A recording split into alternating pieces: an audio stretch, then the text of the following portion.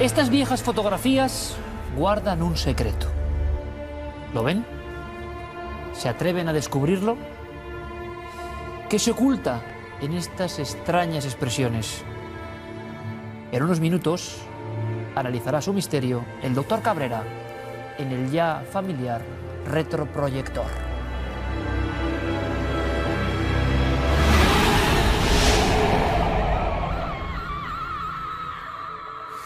Buenas noches, bienvenidos a la nave del misterio. Antes de ese primer viaje casi al más allá a través de la fotografía con el doctor Cabrera, ¿qué les parece si vamos a otro más allá? Por lo lejano que es, lo infinito casi. Es un lugar que se ha llamado celestial, pero es científico y astronómico, Santi.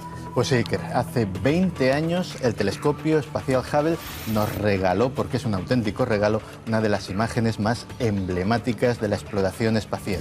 Una gigantesca nube de polvo y gas que muy acertadamente fue bautizada como los pilares de la creación. Están a 7.000 años luz de la Tierra. Pues bien, ahora los científicos han sido capaces de mostrarnos esta joya del cosmos como nunca antes la habíamos visto, en 3 dimensiones. Podemos contemplar todo su detalle, toda su magnificencia, y han sido capaces de muchas más cosas. Han sido capaces, por ejemplo, de datar lo que va a durar esta joya, este diamante prendido en el cielo. Pues bien, va a durar tan solo, porque es muy poquito en tiempo cósmico, 3 millones de años. Somos los que en ese lapso, en esa ventana mágica de 3 millones de años, que insisto, para nosotros nos parece mucho, pero en tiempo cósmico es un segundo, hemos podido contemplar un espectáculo inimitable. Los pilares de la creación. Qué maravilla, qué buena imagen para comenzar un programa que viene fuertecito, Santi. Carmen, ¿cuál es el misterio de las momias egipcias que están vacías? El misterio o no misterio, porque ahora la Universidad de Manchester y el Museo de Manchester en el Reino Unido lo que han hecho ha sido analizar más de 800 momias de animales y se dan cuenta que 2/3 partes de esas 800 momias pues realmente no tienen el animal momificado dentro, tal y como se creía.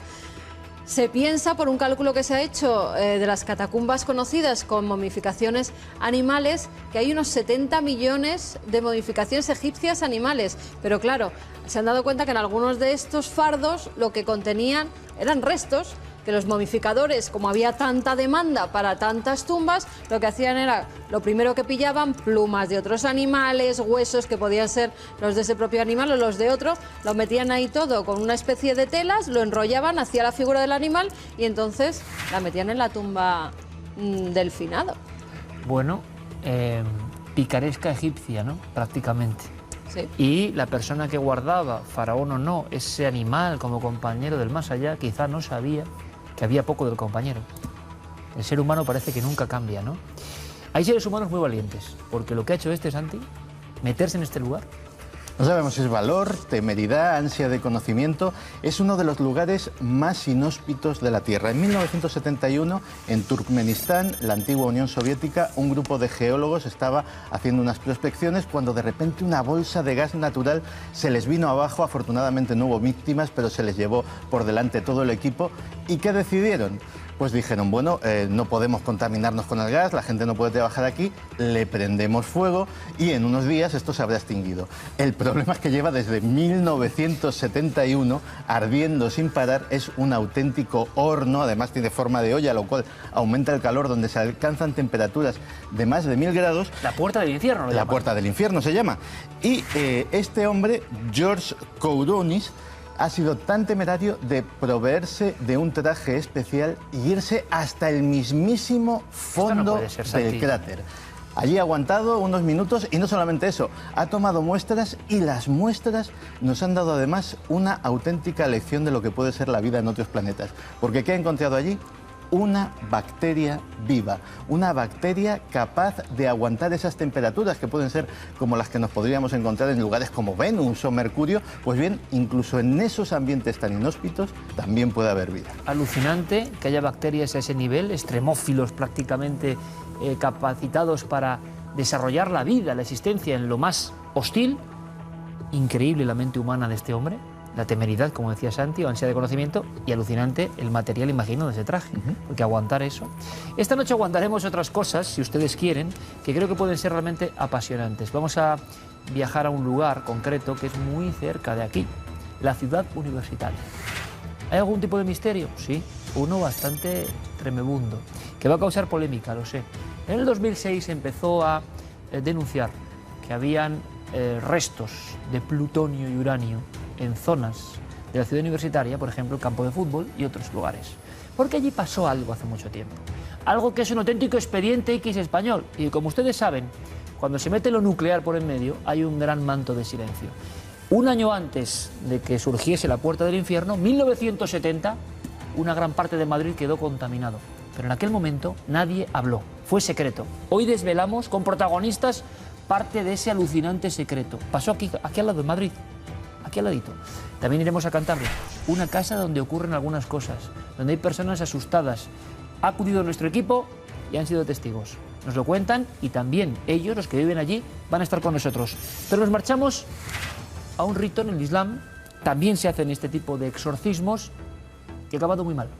Ha acabado en tragedia. Una mujer de 40 años, además madre de 8 hijos, fue llevada por sus familiares a un curandero. Ese curandero dijo que estaba poseída por varios djinn, por varios espíritus malignos, que estaba endemoniada, en definitiva, y decidió hacerle un exorcismo. Un exorcismo llevado a cabo con unos ayudantes y con palos, porque mientras recitaban el Corán golpeaban continuamente a la mujer para sacarla esos demonios del cuerpo, y lo que hicieron fue acabar con su vida. De nuevo un ritual en el que pues, cuando no estás en buenas manos, eso se sale de lo que tiene que ser un ritual clásico de exorcismo, y lo que hace es convertir en una tragedia pues algo que tenía que beneficiar a esta mujer y calmarla. Terminamos con una imagen buena también para la ciencia, glóbulos rojos antiquísimos. Pues sí, porque este es casi un amigo ya del programa. Otzi, el cazador de hace 5.300 años que quedó congelado en un glaciar de los Alpes, que fue encontrado hace 14 años y del que ya hemos sabido, y lo hemos tratado aquí, muchas cosas. Hemos sabido cómo murió, que murió asesinado. Hemos descubierto los tatuajes que cubrían su cuerpo. En definitiva, prácticamente, según va avanzando el estudio de esta momia, pues nos va dando nuevos datos. El último es que nos ha regalado el glóbulo rojo humano más antiguo de la historia. Se ha tenido que usar algo que se llama una sonda nanométrica, es decir, una sonda muy finita, casi microscópica, que ha ido explorando las heridas precisamente que tenía abiertas, y en una de ellas que ha encontrado ese diminuto glóbulo rojo que probablemente sea la célula humana más antigua conservada de la historia. Siempre acabo con este informativo boquiabierto, de verdad. Como acabé con su interacción, su positividad, la buena energía que siempre nos transmiten, la noche del misterio, el pasado 14 de mayo. Gracias, como siempre, por agotar las localidades antes, mucho antes de la presentación en público. Es una forma de disfrutar con todos ustedes, es una forma de combinar imagen, fondos, animaciones, palabra, sonido, no sé, la magia en la que creemos y en la que creo que ustedes también se sienten a gusto con nosotros, aunque nos sobrecogimos bastante, ¿eh? Bueno, pues queda una opción más, 4 de junio, ultimísimas entradas, para hablar de la realidad velada, esa realidad que intercede, que se muestra ante nosotros desde el principio del tiempo, que tenemos que saber qué es, que está siempre con el ser humano. 4 de junio, Teatro Rialto Ayesnada, un mítico lugar de la Gran Vía. Les esperamos, vías de contacto, Taquilla Mediaset, todas nuestras webs. Gracias por estar con nosotros, por apoyarnos siempre. Y ahora, Mundo Insólito. Tía que lleva a sus sobrinitos a visitar un castillo del siglo XIX. Fotografía de los dos sobrinitos, 9 y 11 años, cogidos de la mano, detrás del castillo, y fantasma. Ahí está, lo que parece ser una mujer fantasmal que está como bajando las escaleras en ese arco. Y es que este castillo también tiene una historia. Una de las víctimas del destripador de Yorkshire fue asesinada justamente en esas escaleras donde ahora aparece esa dama extraña. Y hablando de fantasmas, también en el Reino Unido, una joven que visitaba un centro psiquiátrico que tuvo mucha polémica hace años y salió en todos los medios de comunicación por los métodos que se utilizaban en ese hospital para enfermos mentales, métodos terroríficos que muchas veces acababan en la muerte de estos enfermos. Pues bien, ahora esa chica estaba visitándolo, lo que queda ya de ese hospital, las ruinas, hizo varias fotografías, y un médico de esos que utilizaban técnicas un tanto macabras, un médico fantasmal, también ha aparecido por allí. Y acabamos en Oregón, Lost Lake, Un lago que cuando llegan estas fechas, parece que un sumidero se lo traga, desaparece por completo. Dicen que puede ser un canal de lava que se abrió hace muchísimos años. En fin, en definitiva, que o le ponen un tapón a ese gran hoyo que hay o el lago todos los años desaparece. Nosotros no desaparecemos, hacemos reaparecer viejas imágenes. Ya lo saben, es el momento en que todo esto baja su intensidad y una daga luminosa aporta conocimiento, el retroproyector.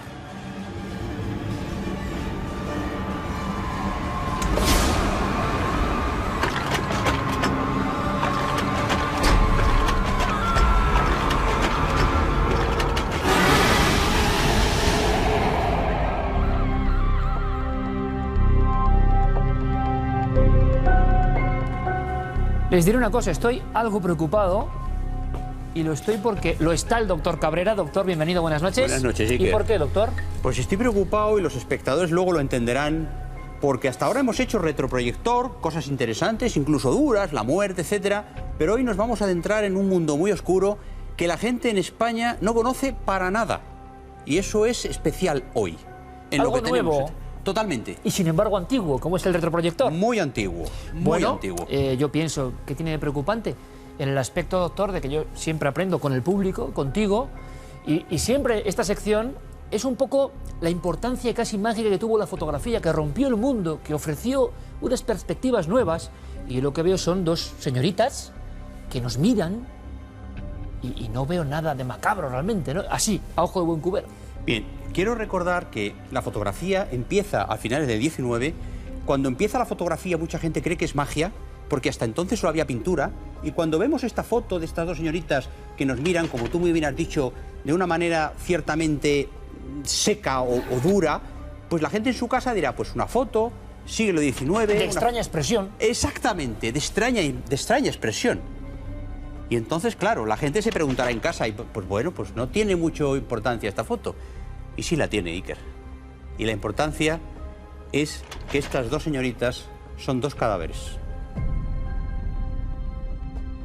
Estas dos señoritas que tenemos en la fotografía son dos señoritas que murieron, hermanas, de una enfermedad parecida, infecciosa, y se las fotografió después de muertas en esta posición, con los ojos abiertos con un pegamento que había en la época para que el ojo estuviera abierto, porque era una costumbre de la época. La magia de la foto en la hora de la muerte. Tanatofotografía. Un mundo, es verdad, casi tabú. Un mundo que, una vez más, les aseguro que hemos eliminado cualquier aspecto que podamos considerar macabro o grotesco. Esto es historia de verdad. En este caso, historia forense, historia de medicina. Bueno, historia del impacto de la imagen nueva en la psique, incluso como psiquiatra el doctor Cabrera. Veíamos en la expresión algo ya extraño, Claro. ¿no? ¿Por qué se hacía esto, doctor? Muy importante que la gente en casa no crea que nosotros estamos aquí haciendo morbo o queremos asustarles gratuitamente. Lo importante es que ellos entiendan, la gente que nos está viendo, que esta es la historia de la humanidad. En un momento dado, cuando la fotografía empezaba y era magia, si alguien moría, fotografiar a ese alguien en esta postura era conservar algo de su Qué vida. bueno. Claro, doctor, como siempre el doctor, ¿no? Yo creo que con cada frase aportando algo. Y es que todavía hoy, en algunas viejas culturas, cuando uno se aproxima con una cámara, rechazan la imagen. Creen, fíjense qué pensamiento, que ese objetivo que tengo yo delante a nivel fotográfico atrapa el alma. Dándole la vuelta, con el impacto de la foto en vez de la pintura, tener a tu ser querido vivo era la posibilidad que ofrecía esta nueva maquinaria. Tenerle vivo después de muerto. Es decir, porque una vez que alguien muere desaparece del escenario y la gente quería tener en esa fotografía post-mortem, quería tener a ese ser vivo. En esta foto de familia donde vemos a 5 niños, todos muy ricos, la gente dirá, pues también es una foto normal y corriente. Pues no lo es, Iker. La última niña que parece que está dormida es ya un cadáver. Los demás están vivos y ella es un cadáver. Correcto. Es decir, tenemos a todos los niños mirándonos y la niña está como dormida porque la habían colocado así para que estuvieran todos juntos. ¿No ves que es la única postura un poco forzada respecto a la lateralidad que tienen todos los niños? Que tienen todos expresión, menos ella, que está como dormida y además está un poquito más hinchada de cara que sus hermanos. Señal de que probablemente muriera de alguna enfermedad renal que producía estos edemas en la cara. Y esta foto de familia bien, pudiente, era el recuerdo de que esta niña había estado viva. Por lo tanto, doctor, esta cuestión de la tanatografía, o incluso, podemos hablarlo, casi muertos vivientes, entre comillas, querer expresar en la nueva imagen absolutamente impensable antes, ¿no? Tener la imagen para siempre de tu ser querido, esto no sabía de clases sociales. Evidentemente, para hacerse una foto en la época no podía ser ya de una escala muy inferior en la sociedad, pero personas con ya un bagaje científico, racional, accedían a tener con ellos al ser querido de esta forma. Porque era una forma de embalsamar en vida la imagen sin tocar el cuerpo. Es un embalsamamiento ficticio. Es la fotografía de mi niña que ha muerto y yo estoy destrozado, pero está junto a sus hermanos. Esto es así de duro, por eso decía yo que venía preocupado. Hoy vamos a hablar de un tema que tiene que ver con muñecas también, de alguna manera, muñecas entre la vida y la muerte. Y claro, ¿qué vamos a añadir aquí, doctor? Pues aquí lo que hay que añadir es una cosa muy curiosa, que es una muñeca, que es la niña ya muerta, rodeada de sus muñecas, que es una forma de dar vida al conjunto de muñecas con las que esa niña jugaba. Y esta foto, hecha así, después de una enfermedad que la niña fallece, se queda clavada en la retina de cualquier familiar. Esta foto luego se enmarcaba y estaba en la mesilla de noche de los padres, recordando a la niña así. Y muchos se preguntarán, ¿y por qué no haberla hecho antes? Por la misma razón. Quiero que mi niña no haya muerto del todo, y para eso la foto de ella como dormida. El recuerdo perenne, ¿no? Que nos daba la fotografía. Claro. Y claro, en la mente de hoy, que todo está inundado de fotografías e imágenes, ya no podemos entenderlo. La fotografía era casi un milagro. Y lo que es curioso, doctor, es que hoy sería completamente irreverente todo esto, ¿no? Esto hoy sería absolutamente extraño, completamente anormal. Fijaros que damos un salto más y tenemos a dos padres, por cierto, no muy contentos. Las fotos entonces había que estar muy quieto porque tardaban. Se abría el objetivo y tenía que estar abierto el objetivo. Este niño, lamentablemente, está muerto. Sus ojos están extrañamente abiertos porque, como ya comenté al principio, se pegaban los párpados arriba para que el ojo abierto diera imagen de vida.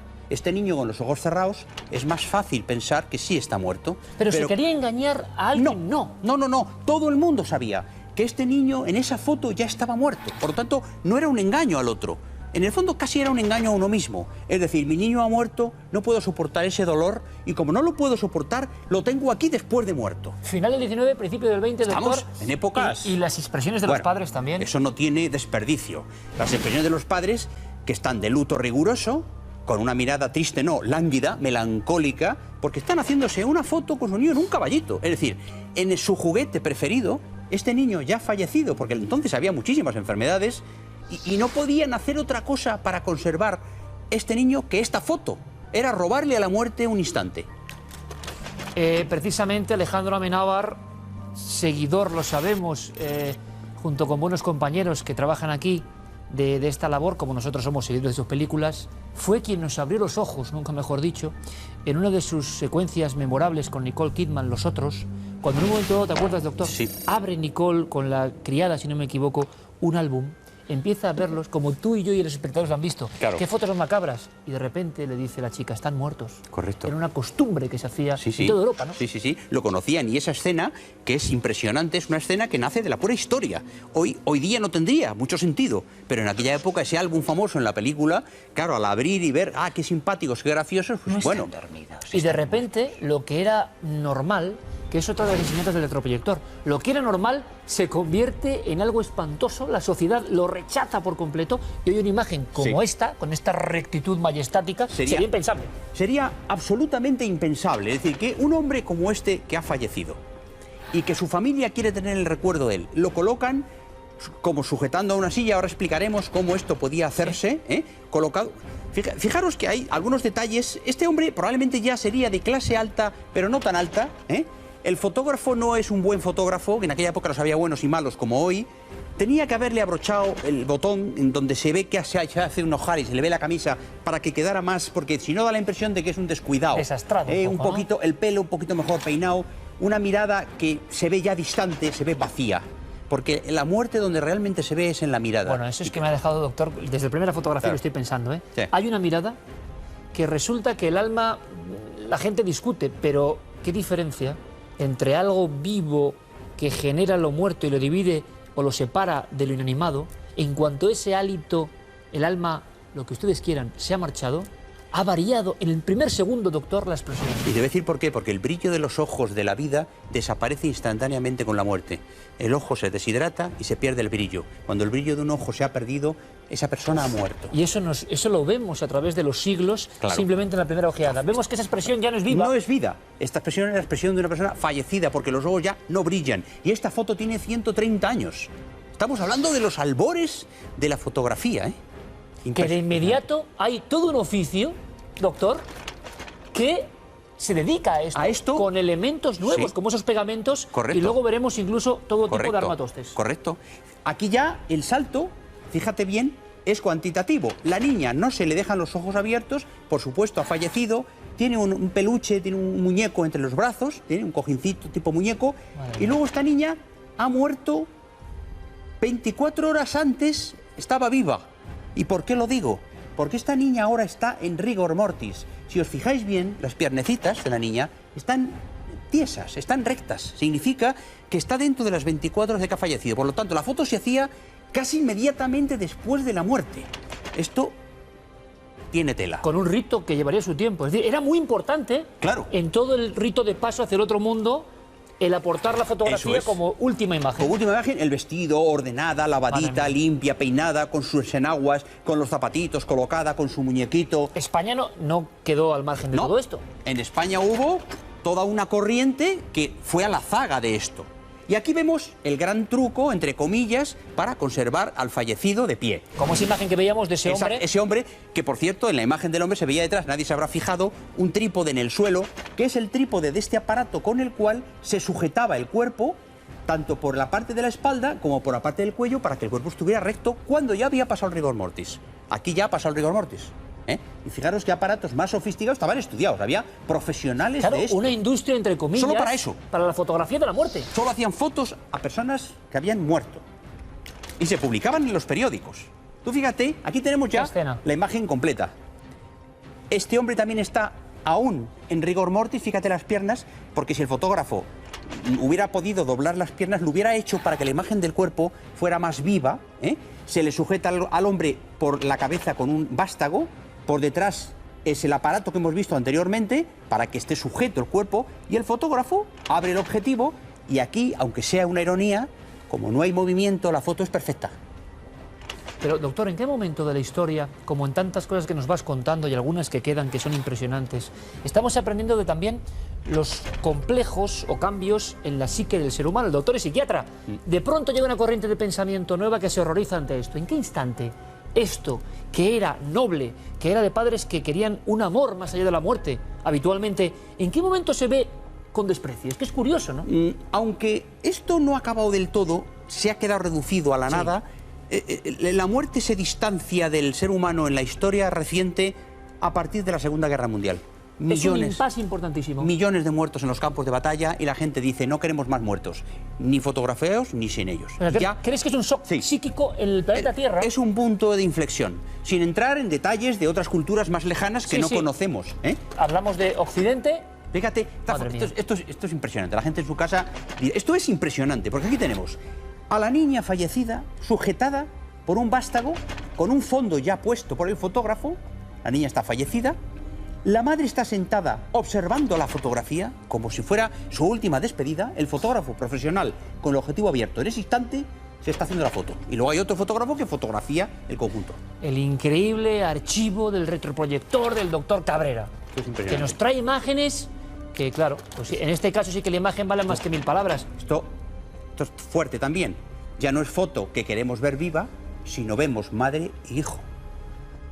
Madre e hijo fallecidos los dos. Entonces, claro, esta foto ya es distinta. Aquí ya no hay plañideras, ya no hay familiares. Esta es una foto de álbum para guardar y tener constancia de que han fallecido. Pero aquí no estamos simulando, no estamos arrancándole a la muerte un trozo de tiempo, no. Aquí ya es la constancia de que madre y niño habían fallecido. Probablemente, esta madre al dar a luz a ese bebé fallece. Claro, doctor, y es lo que te iba a preguntar. Claro, porque tú siempre claro. hilas fino. Estás, Claro. estás contándonos una historia que nos pareciera difícil, Claro. la mortandad en los partos, Era el primer enorme, mundo, enorme. y de repente esta Claro. foto nos enseña lo que era, ¿verdad? La mortalidad infantil en estas épocas, date cuenta que la madre tiene los brazos cruzados por encima y luego tiene el vientre abultado, significa que este ha sido un parto tremendo en el cual muere el bebé y muere la madre. Esta fotografía, que nos puede parecer, bueno, un detalle, uy, qué miedo, de repente está linkada con la historia que ya hemos olvidado, y es que el parto era una posibilidad certera de poder acabar con las dos criaturas. Completamente, pero algo tremendo que llevó a grandes debates éticos. Doctor, pues una vez más, y tenía razón, ¿eh? Tenía razón. Esto es duro. Yo había algunas cosas que no sabía que traía el doctor, lo digo sinceramente, y el impacto es duro. Por favor, que ese impacto no les cause un espanto porque no está hecho para eso. Hemos aprendido cosas que nadie cuenta absolutamente, cosas que tienen que ver con nuestra historia no tan lejana y que nos explican quiénes somos ante ese dilema enorme de la muerte, ¿no? Es una de las funciones del retroproyector, enseñar no solo imágenes, sino conceptos. Yo creo que nadie lo hace en nuestro país, excepto el doctor Cabrera. Gracias siempre. Gracias siempre, de verdad. Ha sido un viaje por algo que nos parece muy antiguo, muy remoto. Tenemos pocas conexiones con este mundo, por eso nos asombra. Pero nos podrían asombrar otras cosas que siguen ocurriendo desde hace un tiempo, que son secretas y que nos afectan. El impacto es otro. Creo que incluso superior al del puro misterio, y lo van a comprobar. Vamos a ver a una serie de amigos de este equipo y una serie de especialistas husmeando en cierto entorno. El entorno no tiene nada de trágico, no tiene nada de dramático, al revés, es un lugar bien conocido para los madrileños. ¿Será posible que haya algo sobrecogedor, escandaloso para algunos, y que tiene que ver con el gran tabú en España? Otro tipo de secreto y de misterio que creo nos va a poner la carne de gallina. Y es que muchas personas me dicen en la calle y en muchos lugares: ¿qué miedo da tu programa? ¿Qué miedo da este tema, este otro? Y habitualmente se refieren a los asuntos que tocan el misterio más clásico, pero les aseguro que a mí, en lo que vamos a desarrollar ahora, me produce un temor mayor. En general, lo que cuentan los informativos, la realidad que se elige y se muestra, a mí me da bastante más miedo. Y sobre todo, aquella que no se cuenta, la que permanece bajo unas capas de silencio que son sospechosas en el siglo XXI. Verán, déjenme que les lea algo que es sorprendente. Hace poco, recuerdan, hablábamos de una antigua mina de arsénico que amenazaba los acuíferos de Guadalix. Siempre nos ha interesado, ustedes lo saben, desde que posiblemente visitamos el asunto de Chernóbil. Nos dimos cuenta todo lo que se ignora, yo el primero, claro, en torno a la energía nuclear. Positiva para algunas cosas, aseguran, y desde luego con unos peligros enormes. Fuimos descubriendo cosas en nuestra propia tierra y eso nos apasionó y al mismo tiempo nos sobrecogió. ¿Recuerdan el caso de la gran pirámide de escombros, pirámide negra, en Andújar? La historia increíble de aquellos trabajadores que trabajaban sin ninguna protección. Pues lo que vamos a contar hoy casi le va a la zaga. En el año 2006-2012 se hicieron una serie de dataciones, ni más ni menos, yo lo decía antes, que en plena ciudad universitaria, casi en el corazón de Madrid, en una zona verde maravillosa, pero que, leo, hayan restos radioactivos en una zona deportiva de ciudad universitaria. Voy más allá. Moncloa, se refiere al distrito, tiene más contaminación nuclear que los entornos de las centrales en activo. Algo pasó el 7 de noviembre de 1970, cuyas secuelas todavía se filtran en pleno siglo XXI. Es la única ocasión en la que en España se han encontrado trazas de plutonio y americio, ahora sabremos más, en el suelo o subsuelo. Parece que es material muy peligroso. Y sobre esto, una capa de silencio que solo especialistas concretos van intentando salvaguardar y que sea conocido. Uno de esos especialistas, y además creo que clave para que se reinvestigue esta historia, es Miguel Yuste, que lleva 43 años, trabajó 43 años en el CIEMAT y que ya estuvo con nosotros dando datos que nos dejaban sin palabras. Creo que pocos conocedores como él del asunto del secreto nuclear español. Por eso le agradecemos siempre su presencia. Miguel, bienvenido. Gracias. Gracias, de verdad, gracias. por todo tu apoyo y por la investigación que has hecho con este equipo. Porque simplemente con lo que cuentas ya es bastante. Pero encima hay que investigar con ese sabueso que ya ha pasado por muchos sitios de esa España marcada por este tipo de asuntos asombrosos, casi de consumo, ¿no? de alerta general, que es nuestro querido Pablo Villarrubia. Pablo, bienvenido, compañero. Gracias, amigo, y realmente impactante. Cuando contemos la historia, yo creo que nadie se va a quedar indiferente a lo que pasó en Madrid en 1970. Claro, es que estos ecos de ahora, estas mediciones, vamos un poco con ello, Miguel. Me cuentas que un día tú estás ahí haciendo unas fotografías, tú ya estás con la mosca detrás de la oreja, tú sabes la verdad de todo lo que pasó, y que se reabre la investigación o se hacen dataciones en plena ciudad universitaria, pero ojo, ¿en qué lugares? Instalaciones deportivas, instalaciones de niños. Cuéntanos un poco, ¿qué había ahí o qué hay ahí?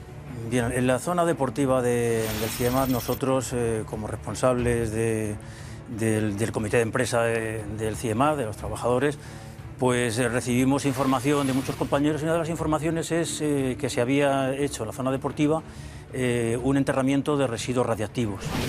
Aprovechando que iban a hacer una vía de acceso a un kiosquillo, pues habían utilizado para bachear esa vía y para cubrir huecos y tal, pues habían utilizado material radiactivo, materiales, escombros radiactivos, etc.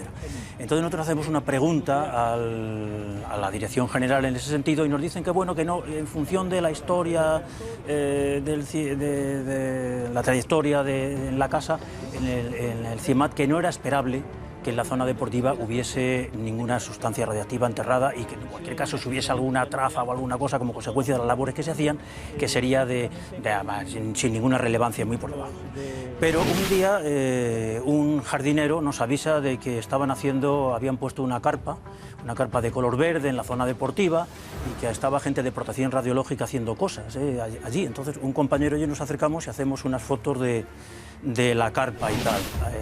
Al día siguiente o a los 2 días es cuando se recibe un fax del Consejo de Seguridad Nuclear y en los medios de comunicación aparece que se ha encontrado una zona contaminada con plutonio 239 y americio 241 en la zona deportiva del CIEMAT. Y para más INRI, el sitio, la localización exacta de ese descubrimiento era en un arenero infantil donde jugaban los hijos de los trabajadores y los hijos de los amigos de los trabajadores. Tienes esas fotos, ¿verdad? Sí, yo tengo fotos que se mandaron en el grupo recreativo cultural del CIEMAT. Celebra el Día del Afiliado y entonces reúne allí a los hijos de los trabajadores, a los niños, les hace unos festejos, llevan ahí ponen unas cucañas, ponen unos juegos infantiles y lo hacen en la zona deportiva. Bueno, pues se ve perfectamente en la fotografía donde están las criaturas, donde están los niños, se ve los columpios, se ve la cucaña, se ven a los niños, las caritas están tapadas en negro, pero se ve perfectamente como además al romper las cucañas caían los caramelos y los juguetillos, caían en el arenero y ellos recogían los juguetillos de la arena. Debajo de esa arena, a 30 centímetros, porque la arena la echaron para tapar la contaminación de plutonio. En principio ellos encuentran plutonio en el año, 2 años antes de que esto ocurra, de que esto salga a la luz pública.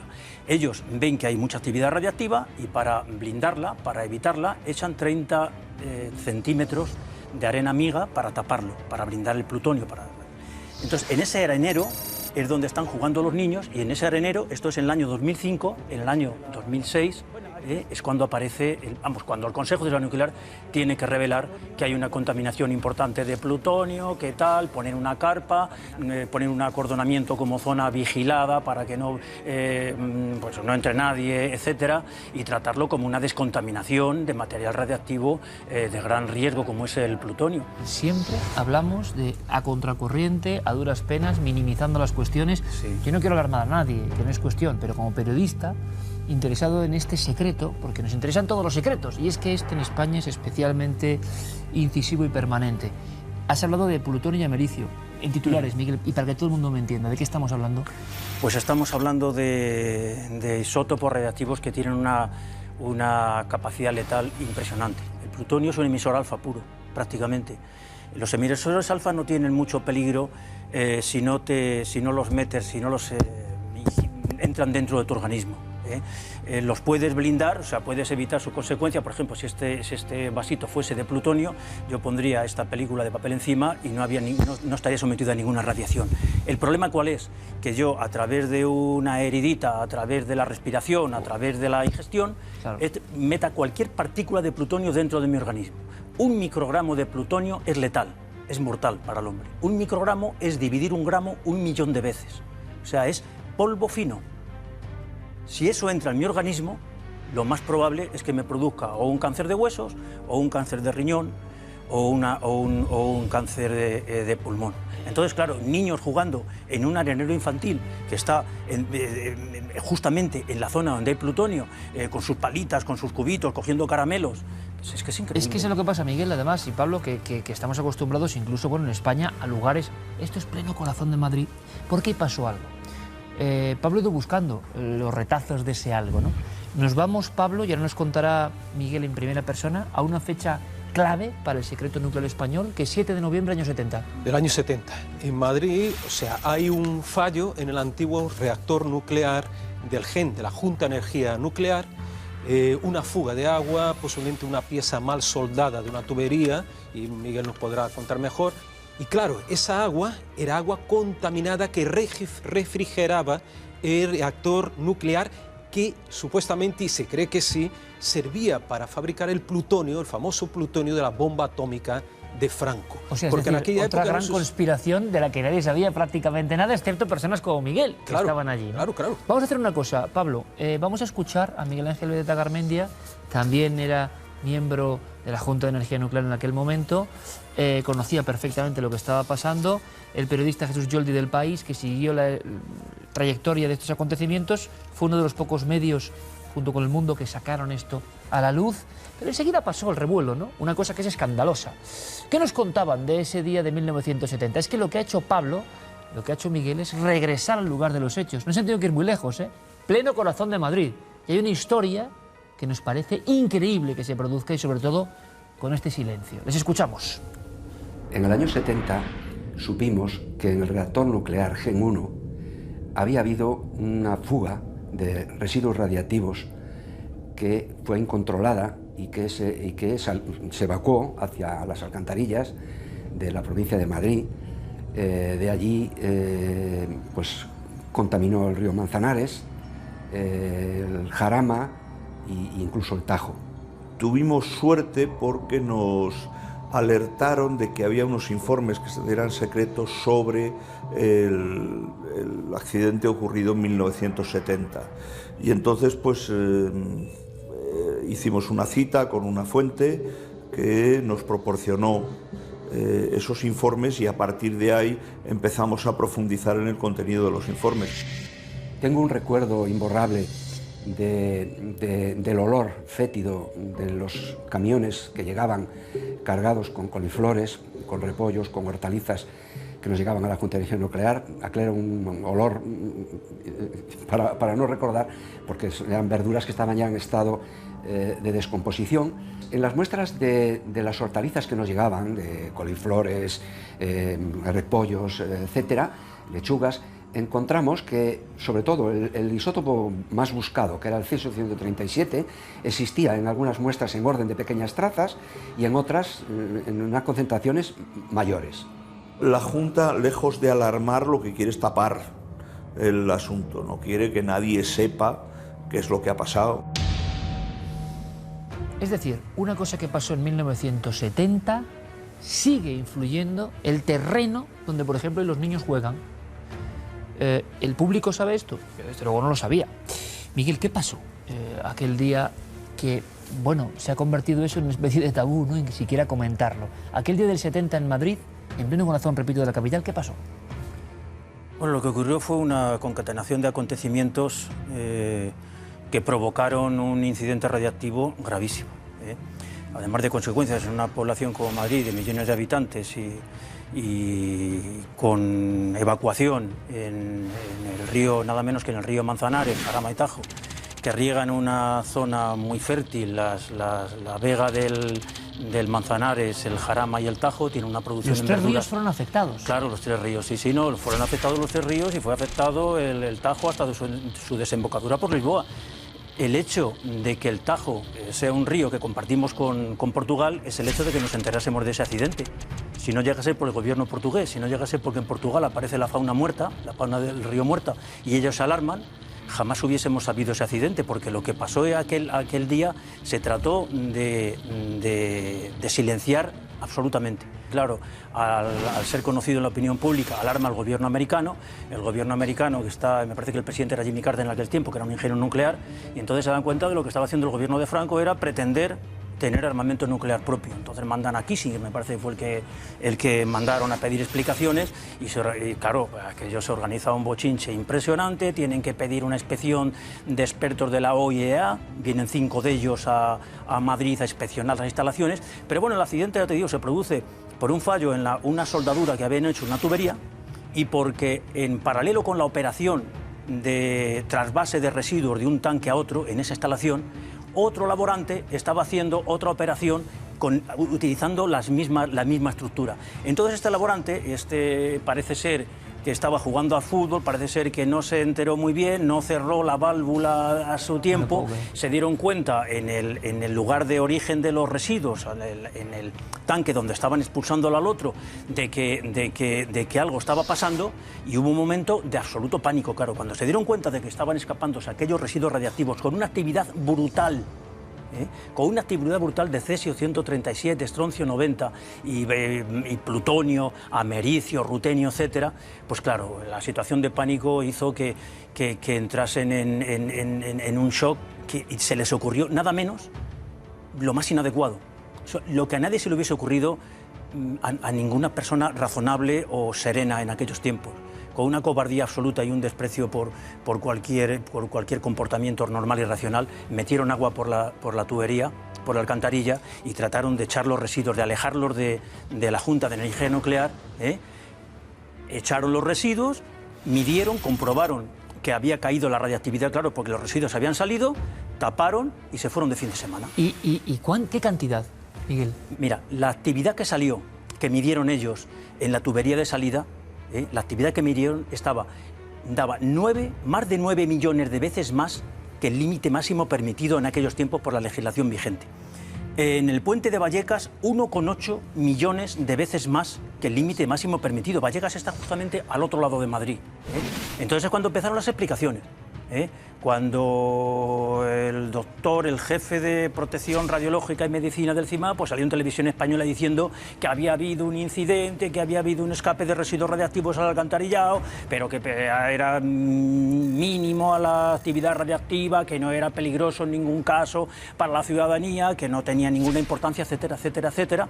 Y la prensa de la época pues se conformó con aquellas explicaciones. Ese mismo doctor dijo que le preguntaron, me acuerdo que en el ABC le preguntaron, pero ¿usted ha dormido tranquilo y tal? Dice, yo he dormido tranquilo y duermo absolutamente tranquilo, porque ya digo que no tiene ninguna importancia.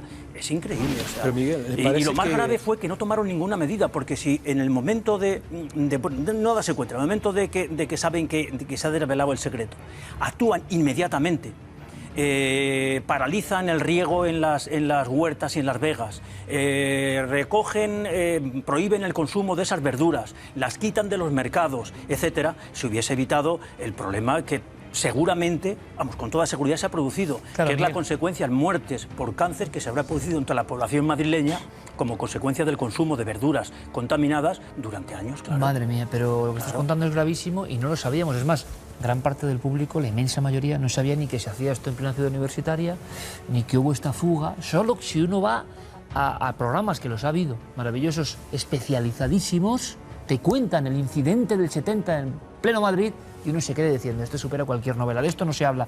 Pablo, hablando de verduras, Pablo sigue la senda, hace dos cosas: volver con Luis Salamancos a la zona y luego irse a por los agricultores. Algunos recordaban cosas, ¿verdad? Todavía sí, hoy. Ahora veremos a unos señores, José Manuel Garayalde, que era propietario de una finca allí en San Martín de la Vega, que nos va a contar lo impresionante, cómo se hizo todo de forma muy secreta, muy oculta, incluso usando mentiras. Ahora veremos lo que dice él, qué explicación le daban las personas que fueron allí a su finca, por qué motivo le iban a comprar las verduras contaminadas. Una cosa absurda que me gustaría que lo viéramos. Vamos con ello.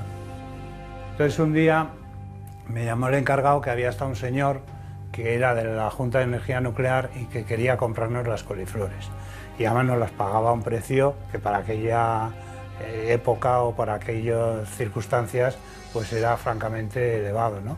Y le dije sí, que las vendiese y tal. Que iba con una bata blanca y le dijo que era personal de la Junta de Energía Nuclear y que quería comprarnos las coliflores porque iban a hacer un ensayo para ver si conseguían un pienso para el ganado. a través usando las coliflores como base, ¿no? Desconocíamos por completo que había radiactividad allí, hasta que luego, pues bueno, apareció la nota en el periódico, pero también lo pusieron muy light, que como que no se habían encontrado trazos de radiactividad o baja radiactividad, que no había riesgo para las personas. Incluso nosotros comimos las hortalizas que teníamos sembradas allí. Ahí están los datos, las palabras de personas que vieron de pronto cómo desconocidos llegaban a comprarles prácticamente la producción. ¿Cuál es el efecto, Miguel, sobre una cuestión hortícola, ¿no?, de este tipo, de haber estado bañado por este tipo de sustancias? Bueno, pues esos vegetales, evidentemente, a través del tejido radicular, lo que hacen es que incorporan estos isótopos radiactivos a sus tejidos, y la ingesta de esas verduras lo que te introduce dentro de tu organismo es lo peor que puede pasar. Es lo peor que puede. Una irradiación externa es muy peligrosa, una irradiación interna te pone en contacto con los órganos críticos y claro, por ejemplo, el estroncio 90 produce leucemia, ataca a la médula ósea. El cesio 137 lo que produce es cáncer de tejido muscular en todo el cuerpo. El plutonio, bueno, es que es atroz. ¿Tú crees, es atroz. ¿tú crees, Miguel, sin alarmar, es que es muy difícil, es que esto no se cuenta, bueno, ¿tú crees que hubo unas consecuencias seguro porque gran parte de ese producto no se podría apartar en su día del mercado, me imagino? Vamos a ver. El agricultor seguía claro, con un agua que le parecía normal. Claro, si es que yo creo que no se apartó prácticamente pues nada de la potencialidad de esa vega, de producción de esa vega. ¿Y qué secuelas puede tener eso exponencialmente? Pues las secuelas que puede tener son las muertes por cáncer entre la población que hace consumo de esas verduras y que las compra en los mercados madrileños. La suerte que tienen ellos es que las consecuencias se pagan a largo plazo, no se pagan en el momento, y que diluidas en una población de 3 millones de habitantes, pues pasan desapercibidas. Esto le deja a uno un poco choqueado, ¿no? Pablo, es más, tú vas con Luis Salamanco, nuestro querido amigo, también con Miguel, sondeas la zona. ¿Qué os habéis encontrado? Bueno, entonces estamos hablando de la ciudad universitaria, prácticamente sí. a poco que nada, muy cerca del centro de Madrid. Eso es lo más impresionante, que ¿por qué demonios construyen o ponen un reactor nuclear justo y experimental en aquella época de Franco, justo casi en el centro de Madrid, que ya es un despropósito absoluto? Ahí os ¿no? vemos. ¿Qué os encontráis? Bueno, entonces fuimos con el compañero y criminólogo forense Luis Salamanco, equipado en contador Geiger, y empezamos a caminar alrededor del CIEMAT y al lado del bosque, ¿no? Mire, que está ahí, de la villa, y percibimos que había, bueno, entonces Luis Salamanco detecta ya muy cerca de las rejas del CIEMAT unos índices, voy a decirlo, me mando aquí Luis Salamanco el informe, índices superiores a 0,4 microsieverts por hora. Y en algunos puntos muy cercanos al bosque, un poquito subiendo una cuesta, encontramos 0,6 y 0,8 microsieverts. Esto, lo normal sería 0,1, 0,2 microsieverts por hora. Entonces estamos hablando de índices un poco más altos. Que llegan a cuadruplicar. No sé si esto es muy grave, Miguel, o ya no es para alarmarse. Hombre, ya no son actividades... son actividades que indican que hubo un problema muy grave. No obstante, Salamanco sí midió ahí una actividad radiactiva que estaba por encima de lo que se considera normal. Pablo, has hablado con vecinos, ya no personas que se dedican, ¿no?, como estos compañeros, a ese ámbito de lo nuclear. Simplemente vecinos, que les ha tocado vivir cerca. Sí, hemos hablado, bueno, hemos entrevistado, que a última hora encontramos a Ángel Cuellar, del presidente de la Asociación de Vecinos de Poeta Dehesa de la Villa, y este hombre, que está muy bien informado, fue el que realizó una encuesta que él comentaba, Miguel, de entre 3.000 vecinos, y encontró una serie de cifras asustadoras. Me gustaría dar paso a Ángel Cuellar y que nos cuente un poco la impresión que le causó al verificar estos altos índices, digamos, de casos de tumores y cáncer a los vecinos que viven alrededor del CIEMAT y en el parque, también cerca del Parque Dehesa de la Villa. Escuchamos. La encuesta la hicimos tomando el epicentro, el CIEMAT, con un radio de 3 kilómetros de la zona, y nos cruzamos para hacer las encuestas piso por piso, casa por casa. Y bueno, el resultado fue ciertamente alarmante, sin conocer ya la media de Madrid, pero al contrastar con la media de Madrid salimos como 7, 8, 9 puntos por encima de la media de Madrid en ese tipo de cánceres.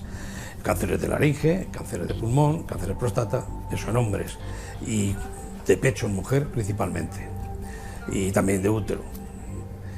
Y bueno, eso nos alarmó, hasta tal punto que no lo guardamos y solamente se lo comentamos a la dirección del propio CEMAT, para que ellos no iban a avalar nada, pero que conocieran que ya habíamos hecho algo, y exigiéndoles un estudio epidemiológico de la zona.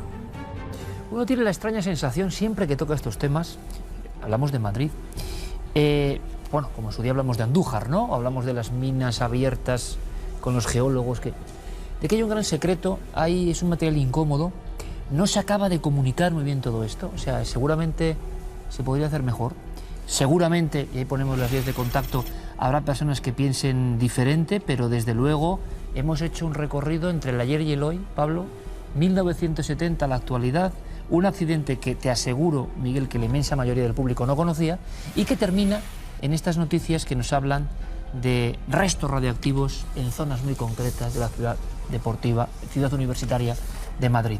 Es asombroso, nos quedan tantas cosas por saber de los secretos que hay en nuestro país, y nosotros queremos arrojar luz, por supuesto, y dar paso a todas las partes que puedan informarnos científicamente y con rigor. Desde luego, Miguel Yuste es un auténtico valiente, porque, hombre, le va el alma en ello, en el sentido de que está viendo lo que ocurre y nos lo quiere contar. Te lo agradezco muchísimo, Miguel. Hasta la próxima visita. Gracias a vosotros. Gracias, de verdad.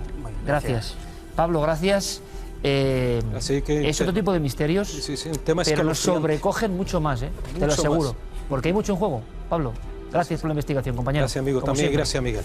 Gracias. En fin, ¿cómo cambiamos de tercio ahora? Pueden pensar, lo que viene ahora sí que da miedo, porque hay una familia angustiada, una casa, pasan algunas cosas, pero claro, comparado con lo que hemos contado, pero también es nuestra motivación y nosotros continuamos. Recibimos un mail concreto de una familia, un padre y un hijo, se acababan de mudar, estamos hablando de un pueblo de Cantabria, y estaba pasando algo. ¿Sabe lo interesante que estaba pasando? Estaba pasando, y por eso acudimos.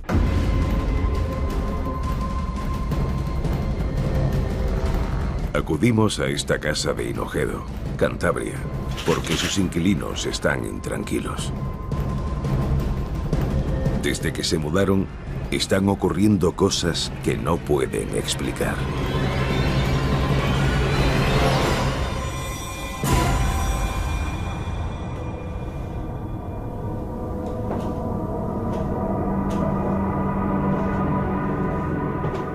Porque escuchamos muchos ruidos, pasos,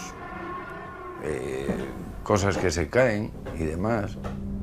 Me da la luz, me levanto a verlo, se apaga, me echo a la cama y en el momento se enciende otra vez. Me siento, pongo la televisión, el crío en la cama y pasos. No es decir que es un animal, no, porque son pasos de personas, vamos. ¿Lo oyes ahora? Pues igual. No es que no me guste estar, sino que estoy con miedo. Porque claro, yo me voy a dormir súper pronto y lo oigo justamente encima. Entonces, tengo un poco de miedo. Desde el principio, les sorprendió la cantidad de enseres que los últimos moradores de la casa habían dejado allí, como si se hubieran marchado precipitadamente. Nos cuentan que hace solo unos días, los vecinos también se han ido, desesperados por ese ruido sin explicación. Bueno, al chaval este que vivía aquí, pues él, sí, la habitación de él sí pega aquí. Y se tuvo que marchar porque oye, pum, pum, pum, pum, martillazos, que yo aquí los escucho muchas veces también. Y se tuvo que marchar de miedo que cogió. Tras descartar todas las opciones razonables, las posibles respuestas les estremecen. Es algo que escapa a su comprensión. una persona de la altura mía, no vi que era una persona, pero una figura, como niebla, algo así. Y como si tendría una cámara, como haciendo fotos. Y cuando ya me levanté otra vez, desapareció. No sé explicártelo.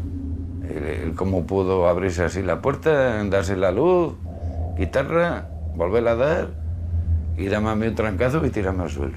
Como que aparte de nosotros hay algo más que está aquí, que de alguna manera nos está queriendo decir algo o demostrar algo, no sé, algo es lo que me hace a mí ya incluso quitarme el sueño alguna noche, decir, alguien tiene que haber, algo tiene que haber.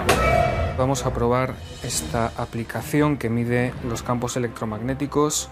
Podemos subir arriba, que es la parte de la casa en la que han ocurrido algunos fenómenos.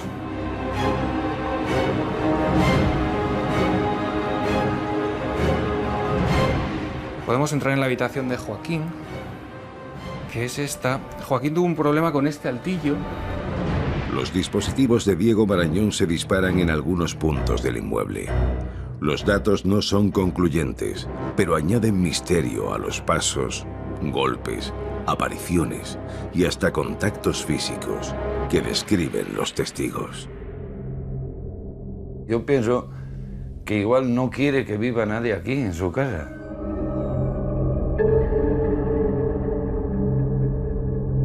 Clara Tahoces distribuye las grabadoras por las distintas dependencias y aguardamos.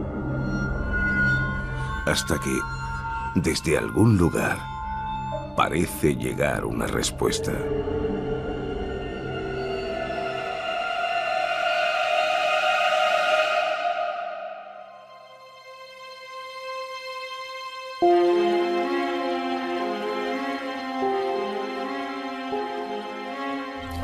¿Llegó la respuesta o llegó quizá otra pregunta en mitad de la noche? Agradecemos muchísimo la presencia de Joaquín Fernández Calvente porque él vive en ese lugar donde ahora mismo se producen fenómenos extraños o explicables. Vamos a intentar resolverlo en la medida de lo posible. Joaquín, bienvenido, buenas noches. Buenas noches. Estás un poco intranquilo, ¿no? Me imagino, Sí, porque un poquillo, no sí. es fácil. ¿Hace cuánto tiempo que empieza a producirse esto? Bueno, pues nosotros llevamos allí pues alrededor de 2 meses y poco, y casi como quien dice desde el principio veníamos escuchando pues, sonidos como golpes, como pasos, y es casi, vamos, desde que empezamos a vivir allí en la casa. Es curioso porque no tenéis ningún tipo de relación, os gustaban estos temas, es más, os podéis considerar personas escépticas en torno a estas cosas, de fantasmas, apariciones, golpes, ¿no? ¿Qué es lo que te hizo cambiar de opinión? ¿Qué fenómeno, qué misterio, qué noche en concreto? ¿Qué es lo que escuchaste que ya te puso un poco más alerta? Pues estando con unos amigos en casa, yo siempre ha sido pues estando yo o mi padre, que somos los que vivimos en la casa. Ya estando con unos amigos hablando del tema, comentándoselo, y al haber más gente en casa y que el sonido se habría hecho igualmente, fue lo que ya entre eso y que los amigos me apoyaban, me decía, oye, escribe a Cuarto Milenio, vamos a escribir y vamos a intentarlo. A ver si de esta manera, dice, podemos quitar una duda más, otra intriga. ¿Habéis descartado, Joaquín, cuestiones puramente físicas, de sonidos de tuberías, cosas que imagino que es lo primero que se os pasa por la cabeza, ¿no?, cuando ocurren estos sonidos? Porque también hay pasos, claro, y luego ya incluso visiones, es un poco difícil de explicar. Sí, nosotros, vamos, como es una casa que también es algo antigua, hemos mirado ventanas que podrían tener corrientes, mirar incluso la casa de al lado, digo, puede haber venido la dueña a vivir de nuevo, puede tener alguien alquilado, incluso el bar que tenemos al lado, de salir por la noche cuando escucho los ruidos y mirar por las ventanas, digo, tendrán alguna chica limpiando, tendrán, no sé, limpiando las habitaciones, que tienen habitaciones arriba, algo, pero por más que miraba tuberías, todo, digo, no puede ser porque realmente son pasos, o sea, es como si estoy arriba y pasando y mi padre lo escucharía abajo, pues es totalmente igual. Paco Pérez Caballero, compañero, buenas noches. Buenas noches, Iker. Clara Tahoces, compañera, buenas noches. Muy buenas noches. Y es que esas pisadas, aparentemente, se han grabado, podemos decirlo, se han registrado de una forma absolutamente clara, nunca mejor dicho, diáfana. Parecen personas andando, una persona andando en concreto. Pero hay un elemento aquí sí que es diferenciador.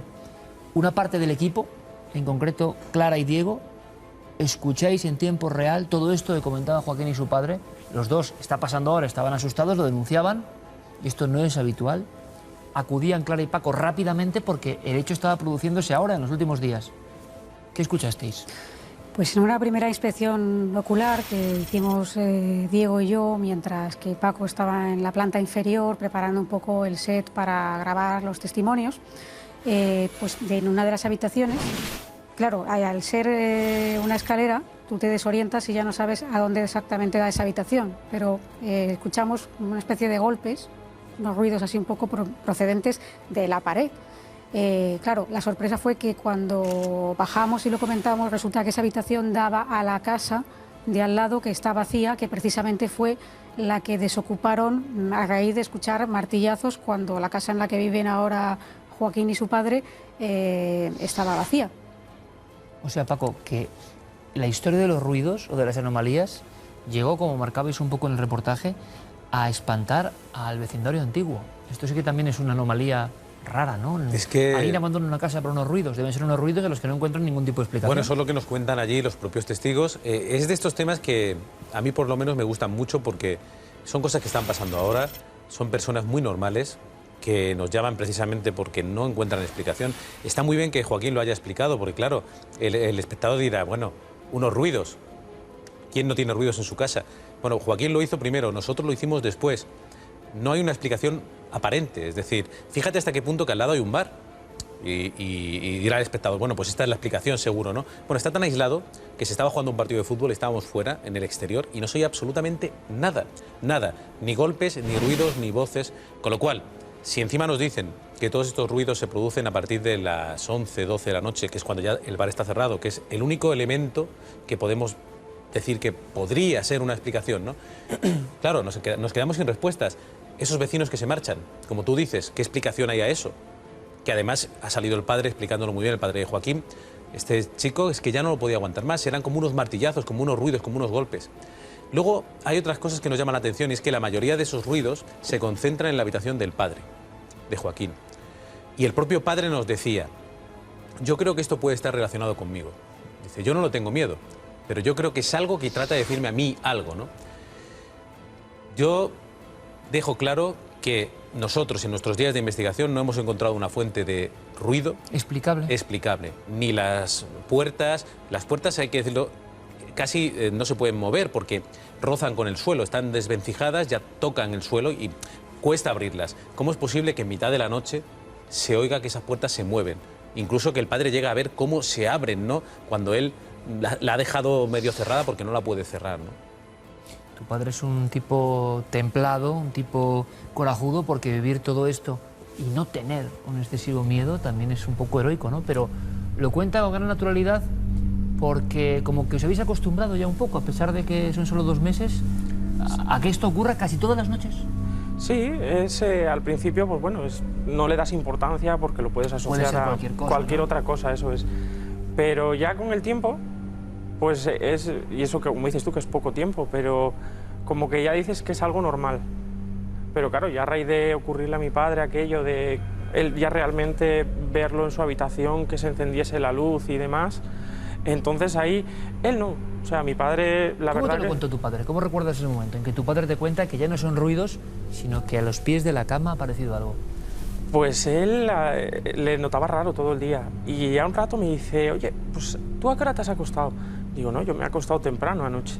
Me dice, no, para las 5 o 5 y pico de la mañana. Digo, no. Me dice, pues es que mira, me ha pasado una cosa. Y él, entre risa, pero risa nerviosa al contármelo. Claro, me decía, se ha encendido la luz del pasillo a la misma vez que se ha ido abriendo la puerta de la habitación un poco. Claro, dice, yo cuando he notado la luz he abierto los ojos, dice él, y en el armario, en el espejo que tiene el armario, dice, como una silueta, como una sombra, dice, como que tiene un móvil, una cámara, un algo. Dice, y fue en el momento que él cogió y echó el pie al suelo, como diciendo, voy a dar la luz.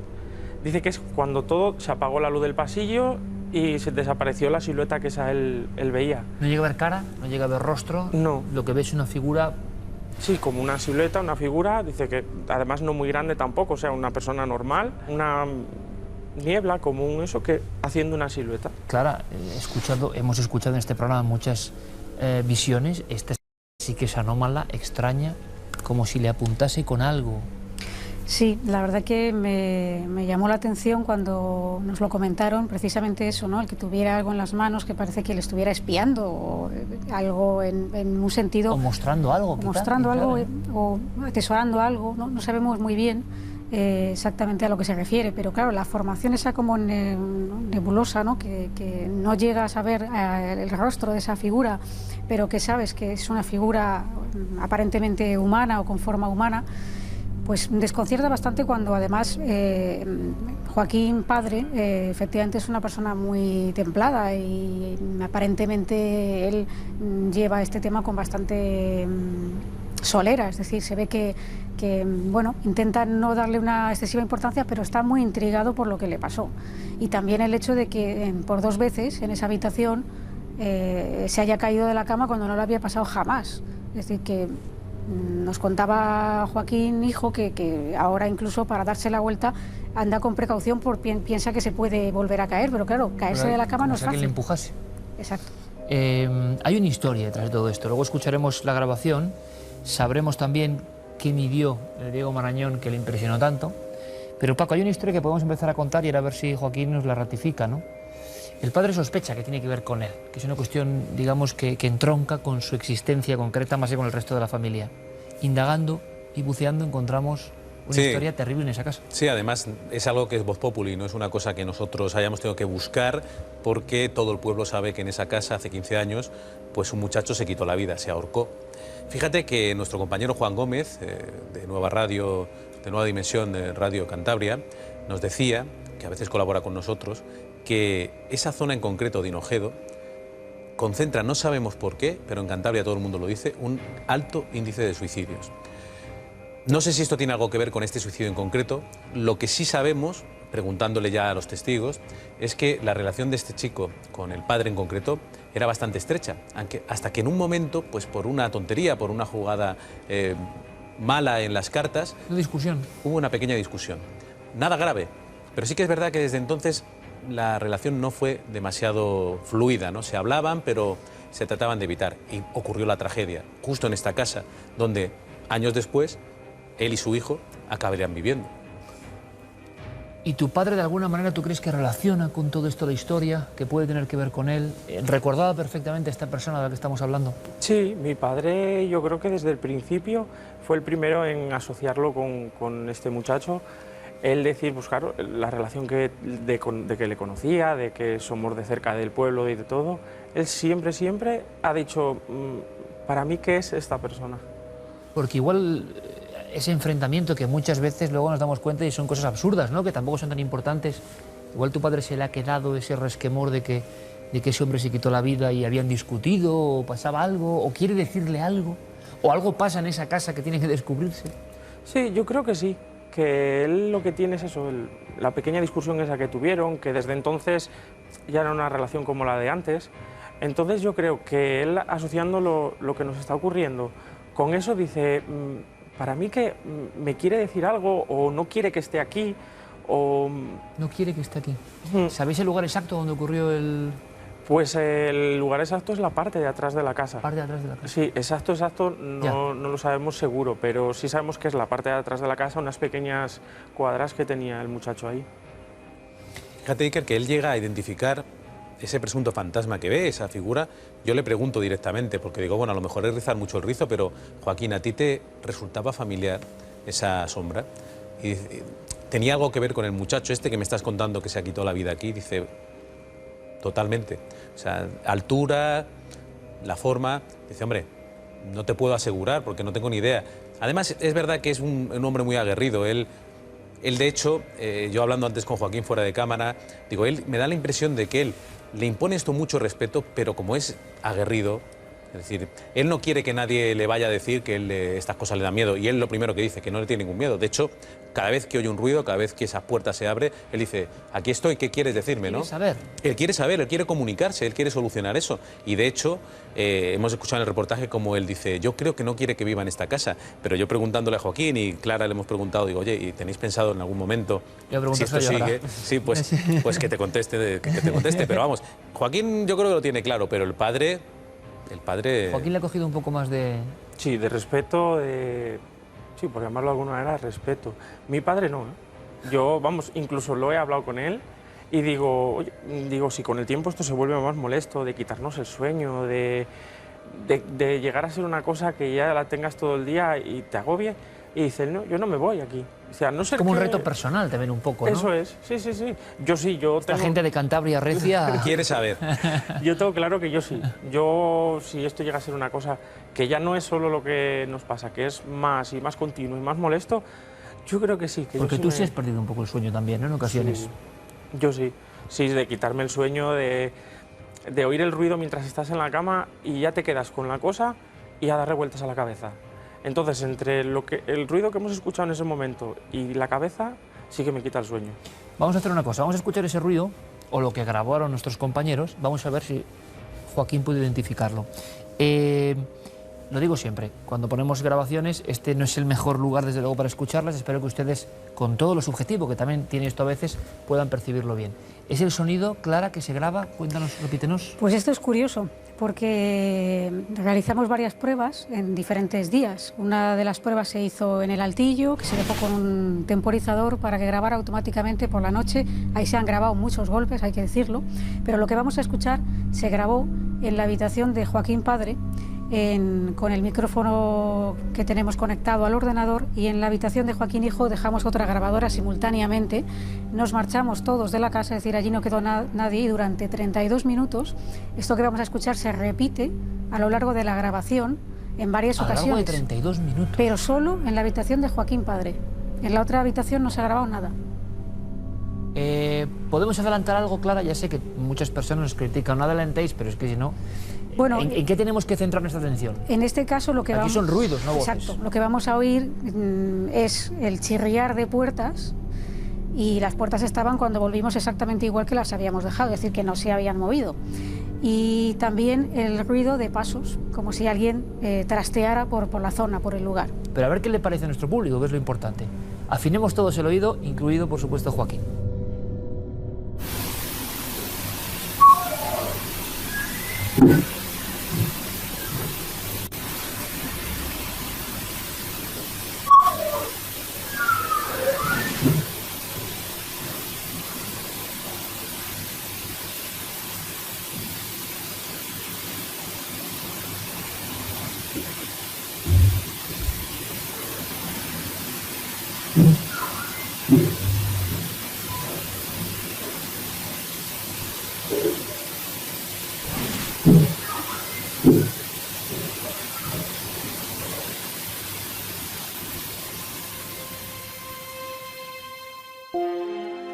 Aquí quien tiene que hablar es Joaquín, evidentemente. Pues es totalmente igual. O sea, de como cuando estamos en casa... ¿Qué es notable al escucharlo? Los pasos. Sobre todo cuando estamos en la parte de abajo de la casa, los pasos, que encima siempre son lentos. Lentos, exactamente, como pausados, ¿no? Eso es. Y luego, sobre todo, el chirriar de las puertas, eso es casi lo que más se oye, pero sobre todo a altas horas de la noche, que es lo que a mí por la noche me quita el sueño. O sea, tú percibes perfectamente que es la banda sonora que tú has tenido muchas veces por la noche. Eso es. Yo no sé, Clara, a nivel de la investigación, si es muy normal lo del chirrido de puertas, golpes en las puertas sí, golpes secos sí, pasos también son clásico, pero pasos y chirriar de puertas de esta forma son sonidos como que se produjeron en alguna ocasión así, pero no hay movimiento de las puertas en ningún momento. Claro, es que no olvidemos que estamos hablando de una habitación, no sé cuánto tiene una habitación del padre Joaquín, pero una habitación relativamente pequeña, con un ordenador conectado con un micrófono, con una puerta cerrada y la casa absolutamente vacía. Y esos pasos se oyen muy cercanos al micrófono. O sea, no solo se grabaron, sino que vosotros, como hemos contado al principio, también percibís los sonidos, ¿los que percibís son parecidos a esto? No, Claro. eran algo parecido más a golpes procedentes de la pared. Lo cierto es que a mí esta circunstancia me intriga bastante el hecho de que este sonido, que parece bastante alto, no se haya colado en la habitación de Joaquín Hijo, que estaba la otra grabadora Y además, al lado. no sé si es conmigo, pero parece un sonido muy cercano a la propia grabadora. No es como cuando grabas algo que pasa en el techo. No, es como alguien que está paseando alrededor de la grabadora. La verdad es que, volvemos a decir, no dejan de ser ruidos, no dejan de ser golpes, no dejan que bueno, y cualquier espectador, y seguramente tendrán más conocimientos que nosotros, dirá, pues bueno, pues no son más que unos pasos, pero claro, volvemos a insistir en que está todo controlado, estamos todos fuera de la casa está vacía, los vecinos no están porque se marcharon, el bar está cerrado.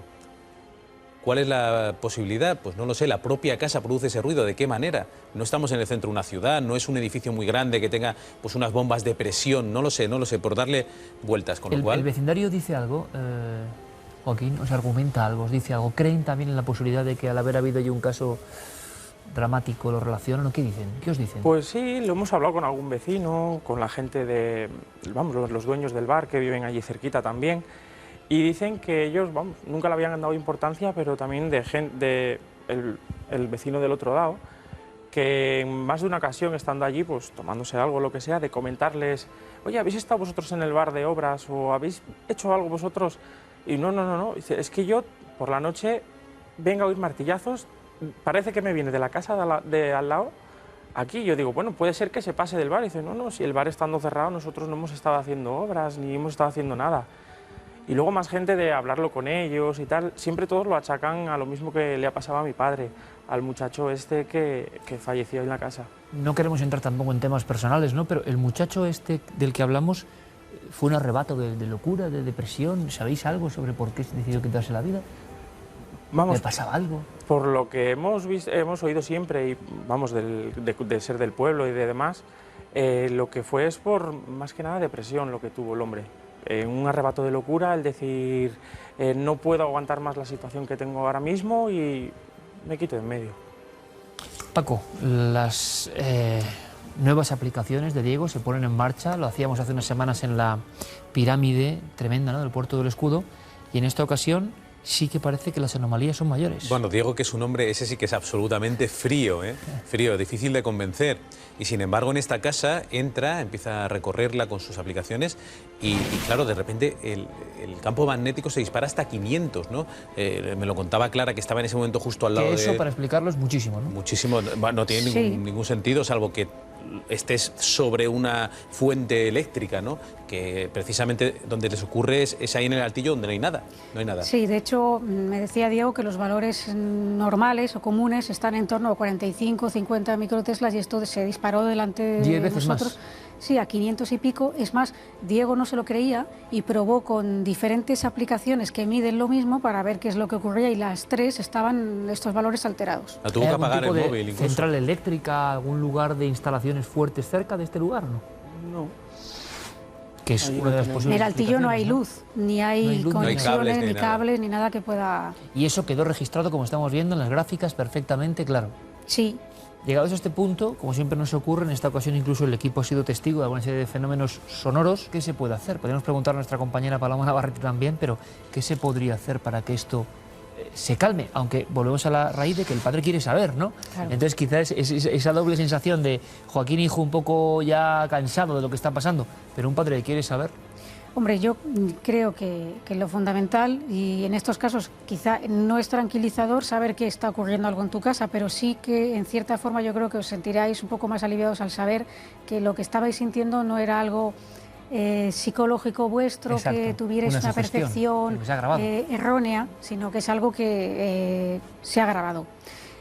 Por otra parte, yo no sé si vosotros sois creyentes o no sois creyentes, pero a lo mejor para vuestra tranquilidad sí que se podría intentar, bueno, pues que en la casa fuera alguien a realizar algún tipo de oración, en el caso de que fuerais creyentes. Si no sois creyentes, pues tampoco serviría de mucho, ¿no? Y siempre hay que pensar que estas cosas no causan un daño físico a los moradores, sí que a lo mejor el daño que causan es más bien psicológico porque es un desgaste, ¿no? Sobre todo cuando es algo que es de manera continua, que puede llegar a perturbar el sueño. Yo en ese tipo de situación creo que aún no habéis llegado. pero bueno, habría que esperar un poco acontecimientos, ver si a partir de ahora parece que me habéis comentado que la cosa estaba un poco más calmada, ¿no? También, desde que estuvimos allí. Sí, desde que estuvisteis allí, quitando así 2-3 días sueltos, la cosa está pero mucho más tranquila. Bueno, a ver si sigue, a ver si continúa. ¿No? Sí, eso es, porque ahora lo poco que se puede escuchar es los pasos, han cesado mucho lo que era los ruidos de caer algo, de un golpe, pero la tranquilidad que tenemos es esa. Bueno, a ver si surte efecto. Estamos en contacto, por supuesto. Joaquín, gracias por tu amabilidad de estar aquí. Estaba nervioso Joaquín, pero yo creo que lo ha contado magníficamente y ha estado entre amigos, como debe ser. Amigos que les preocupa lo que ocurre, y lo he dicho muy bien clara con este último retazo casi de gabinete de expertos, ¿no? Y es que muchas veces también los testigos quieren saber si lo que está pasando se lo están imaginando realmente, o desde fuera, otra gente totalmente ajena como nosotros, podemos constatar que eso está ocurriendo, y eso es que se ha grabado. Vamos a ver si puede haber una segunda fase y vamos a ver si de alguna manera podemos llevar esta tranquilidad. Ojalá todo vaya calmándose y quizá haya ese símbolo o esa señal, algo que quizá cierre este círculo, que a veces pasa así, ¿no? Se acuerda algo de alguien o, como decía Clara, la posibilidad incluso de que alguien haga ese trabajo, esa oración, lo que cada uno quiera. Si os sirve, pues ahí lo dejamos. Joaquín, hasta la próxima y que desde luego eso no vaya mucho más. Muchas gracias, amigo. Vale, gracias a vosotros. Clara, Paco, como siempre, muchísimas gracias. La verdad es que Cantabria últimamente ha sido tierra fértil, siempre lo es, ¿no? En misterios históricos incluso. Y lo bonito de esto es que está pasando. ¿Cuántas personas, lo decimos, están viviendo estos fenómenos diariamente? Podemos llegar a constatarlo. Explicarlo es muy complicado, porque nosotros tampoco tenemos la varita mágica para saber qué está ocurriendo. Pero esto sigue pasando y lo único que queremos es que vaya ya descendiendo si es posible. Pero si hay más informaciones, por supuesto, estaremos al tanto. Una vez más, gracias por la investigación y en este caso por ser testigos. Gracias, compañeros, como siempre. Gracias, Clara. Bueno, y fijaos, hablamos hace poco de esa increíble pirámide en el Puerto del Escudo, ahora hemos ido a este lugar de Hinojedo y nos marchamos o seguimos en Cantabria. Y lo hacemos, pero a través del mundo digital de Diego Marañón, otro cántabro.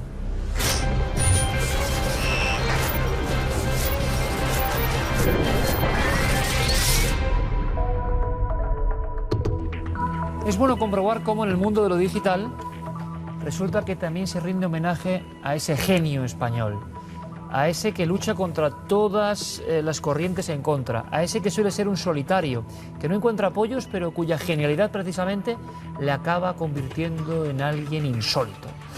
De esos personajes hemos hablado mucho, ¿verdad?, en Cuarto Milenio, pero creo que es la primera vez que lo hacemos vía aplicación. ¿De quién hablamos? Diego Marañón. Nos lo cuenta, compañero, buenas noches. Hola Iker, buenas noches. Pues sí, en Cuarto Milenio siempre han tenido su sitio, esta gente que se adelantó a su tiempo. Alguna vez los hemos llamado aquí los Julio Verne españoles. Sí, señor. Y entre los nombres que pueblan esa lista está el de un genio que fue un pionero, como dices, en muchísimos aspectos, Leonardo Torres Quevedo. Efectivamente, los primeros transbordadores, la base de los modernos teleféricos, los primitivos dirigibles o el famoso telequino que mencionabas, el primer mando a distancia por ondas hercianas, son algunos de sus inventos, pero la lista es bastante más grande e incluye algo muy especial que estoy a punto de presentarte. Déjame refrescarte la memoria. Seguro que tú recuerdas al Turco. Sí, claro. Aquel autómata que jugaba al ajedrez, que llegó a retar al mismísimo Napoleón. Lo tuvimos en plató hace unas temporadas. Bueno, Diego, y lo tuvimos incluso, te voy a decir, en la primera exposición de Cuarto Milenio del 2012. Ahí estaba el Turco, como de extraño autómata. Vamos a ver si lo recuperamos para la exposición de Gijón, de final de junio. Vamos a ver, ¿eh? Puede ser una resurrección también de objeto. El Turco, el primer jugador autómata del ajedrez. Sí, bajo la mesa del Turco y gracias a una ilusión óptica bastante ingeniosa, por cierto, se escondía un maestro del ajedrez que manejaba el maniquí, pero resulta que en 1912 llegó el ajedrecista, que es una evolución del Turco y un precedente de programas como Deep Blue, que llegarían años después. Bueno, pues el ajedrecista fue obra de este visionario, de Torres Quevedo. Se presentó en público en la Feria de París de 1914 y ahora, Iker, un siglo después, aquí lo tienes, Alberto Bañón ha desarrollado una aplicación que simula aquel ingenio, aplicando sus mismas reglas, sus mismos algoritmos, por así decirlo. Y yo no sé qué pensarás tú, pero para mí el simple hecho de que exista algo así es el reflejo de que algo está cambiando, de que poco a poco estamos reconociendo la labor de nuestros genios más olvidados Y es que hoy en día muy poca gente recuerda a este ajedrecista, pero hay que decir que en su momento fue un fenómeno realmente importante a nivel mundial, llegando incluso a las páginas del Scientific American, algo que vamos a poder comprobar también, por cierto, gracias a la galería de imágenes que incorpora esta aplicación. Bueno, el caso es que todas las grandes mentes que han jugado algún papel en el desarrollo computacional han reconocido la importancia de esto. De hecho, muchos lo consideran el primer juego por computadora de la historia. El artilugio original, Iker, se valía de una serie de electroimanes que se colocaban bajo el tablero de ajedrez y que permitían jugar de forma automática, aunque unas veces con más precisión que otras, un final de rey y torre contra el rey de un oponente humano. Bueno, pues exactamente lo mismo, pero ya sin electroimanes, claro, es lo que hace esta aplicación que tienes aquí. Ahí lo estás viendo, podemos definir la posición de partida y este autómata, adaptado a los nuevos tiempos, va a ir conduciendo las piezas blancas. Ojo, porque siempre, y repito, siempre consigue dar jaque mate. Da exactamente igual cual sea el juego del rey negro, porque este ajedrecista Iker se las sabe todas. Bueno, es increíble, Diego. Hubo otro Leonardo, era español, se llamaba Leonardo Torres Quevedo. Cántabro, además. Cántabro, por cierto, sí, tierra de misterios, y lo vamos a ver en las próximas fechas, sin duda alguna. Pero claro, Deep Blue, cuando de repente la máquina supera al ser humano en la partida con Kasparov, pero es que podríamos hablar ya no del primer ebook en Galicia, ya no del primer telescopio, el primer tantas cosas, ¿no? Sino quizá el primer juego parecido a algo que podría llamarse computacional, el primer juego virtual, era de un español. Hay que contarlo, Diego. Muchísimas gracias, compañero, como siempre. Gracias por esta ficha de alguien que vivió un tiempo muy especial, un tiempo donde España estaba convulsionada permanentemente, donde había acontecimientos que rompían la historia y lo conocido en añicos, donde se vivía de sobresalto en sobresalto. Y, a pesar de eso, la historia oficial no nos contó muchas cosas. Quedó como un viejo paquete de claves, ¿verdad? Y de vez en cuando, hacia el final del programa, ese paquete con un cordel, con esas páginas secretas de nuestra historia, llega hasta aquí para que todos las disfrutemos. Llega ese momento esperado por muchos amigos de Cuarto Milenio, esa especie de colofón donde hablamos de nuestra propia historia en un código diferente, en un código que parece thriller, pero es que es absolutamente real. Pasó así y no lo sabíamos. ¿O lo sabía solo un especialista? Nuestro amigo José María Zabala, bienvenido, buenas noches. Muy buenas noches, Iker. Volvemos a abrir el paquete ya mítico, ¿no? Y nos marchamos a... Bueno, se ha hablado mucho últimamente de los magnicidios, la triste historia de España en cuanto a atentados a presidentes. Hablamos de Canalejas, pero ojo, José María me dijo, te vas a quedar helado. La maldición, casi como si hablásemos un poco de los Kennedy en España, ¿no? Una estirpe casi maldita, con muy mala suerte. O sin casi, porque realmente es una maldición con todas las de la ley, ¿no? Estamos el 12 de noviembre de 1912, cuando va a ser asesinado vilmente José Canalejas Méndez, presidente del gobierno. A mí me llama la atención, Iker, que nada menos que el presidente del gobierno, yo no me imagino hoy a Rajoy paseando tranquilamente por la Puerta del Sol sin escolta. Y sin embargo, José Canalejas, ese 12 de noviembre aciago, iba solo, se paró delante del escaparate de la librería San Martín y cuando menos lo esperaba le apareció por detrás un anarquista, Manuel Pardinas, y les descerrajó un tiro en el oído derecho que le destrozó el bulbo raquídeo, le salió por el oído izquierdo y aún así tuvo la fuerza, ese proyectil, de traspasar el cristal del escaparate. Claro, estaba el librero San Martín viendo, en ese momento fue testigo ocular del magnicidio y le oyó silbar la bala y cómo se incrustó en una estantería con los libros, ¿no? Es verdaderamente espeluznante, ¿no? Pero en ese momento el reloj de la Puerta del Sol marcaba las 11:25 de la mañana.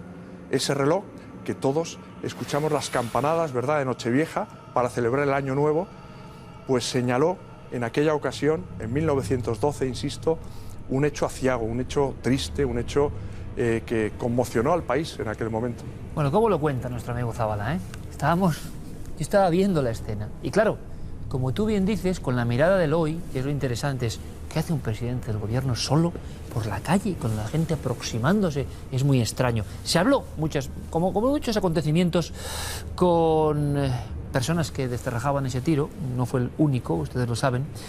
Se ha hablado de muchas cosas, de la extraña trama de los magnicidios en España, pero nosotros no queremos ir por ahí, sino sumergirnos, nunca mejor dicho, en las raíces de esa maldición que nos lleva, trayendo el tiempo, incluso al viaje marítimo más célebre de todos los tiempos. Bueno, es tremendo, es decir, cuando se te pone la carne de gallina, ¿no? Cuando reparas en que el 14 de abril el sobrino político de José Canalejas, que es asesinado, como hemos comentado, unos meses después, 7 meses en concreto nada más, muere a bordo del Titanic, nada menos. Es uno de los 10 españoles que perecen a bordo del Titanic. Y aquí nos encontramos con un hecho premonitorio. Víctor Peñasco, como se llama este señor, sobrino político de Canalejas, y su mujer, María Josefa Pérez de Soto, van a embarcar en el Titanic acompañados de su doncella, Fermina Oliva. Fermina Oliva y la mujer de Víctor Peñasco sobrevivirán a la tragedia del Titanic. Una morirá en 1969, la otra en 1972, como quien dice anteayer. Bueno, pues Fermina Oliva, en el momento en el que está en la pasarela para embarcar en el puerto de la comuna francesa de Cherburgo, estamos hablando del 10 de abril, es decir, 4 días antes del hundimiento del Titanic, que como saben nuestros telespectadores se hunde 4 días después, como digo, al sur de las costas de Terranova. Bueno, pues Fermina Oliva tiene un mal presagio, porque le viene a la cabeza en ese momento, es curioso, pero ella lo cuenta así, ella misma lo cuenta después, ¿no? Tras sobrevivir a la tragedia, se acuerda de otra tragedia en el mar, que es el hundimiento del crucero español Reina Regente en 1885, donde, bueno, pues es fagocitado por el inmenso océano y perecen más de 400 personas, ¿no? Y tiene esa premonición de decir, yo no quiero subir aquí, sube al final. Pero es que la madre, Iker, de Víctor Peñasco, le dice, ni se os ocurra subir a ningún barco. Ellos se han casado, Víctor Peñasco y su mujer, 2 años antes. En aquella época los matrimonios adinerados prolongaban, ya lo creo, de qué manera, su luna de miel, ¿no? Vaya luna de miel. Hablábamos hace un momento del atentado, ese gran magnicidio de Canalejas, ¿no? Del tío. También hay aires premonitorios, ¿no? Es decir, la viuda de Canalejas cuenta en sus memorias cómo unos días antes de que este anarquista, Manuel Pardinas, le descerraje ese tiro mortal, el propio José Canalejas está preocupado y se lo dice a su esposa. Le dice, no entiendo cómo es posible que se haya quitado la vigilancia de este elemento peligroso anarquista que dicen que quiere atentar contra mí. Y pronuncia su nombre y apellido.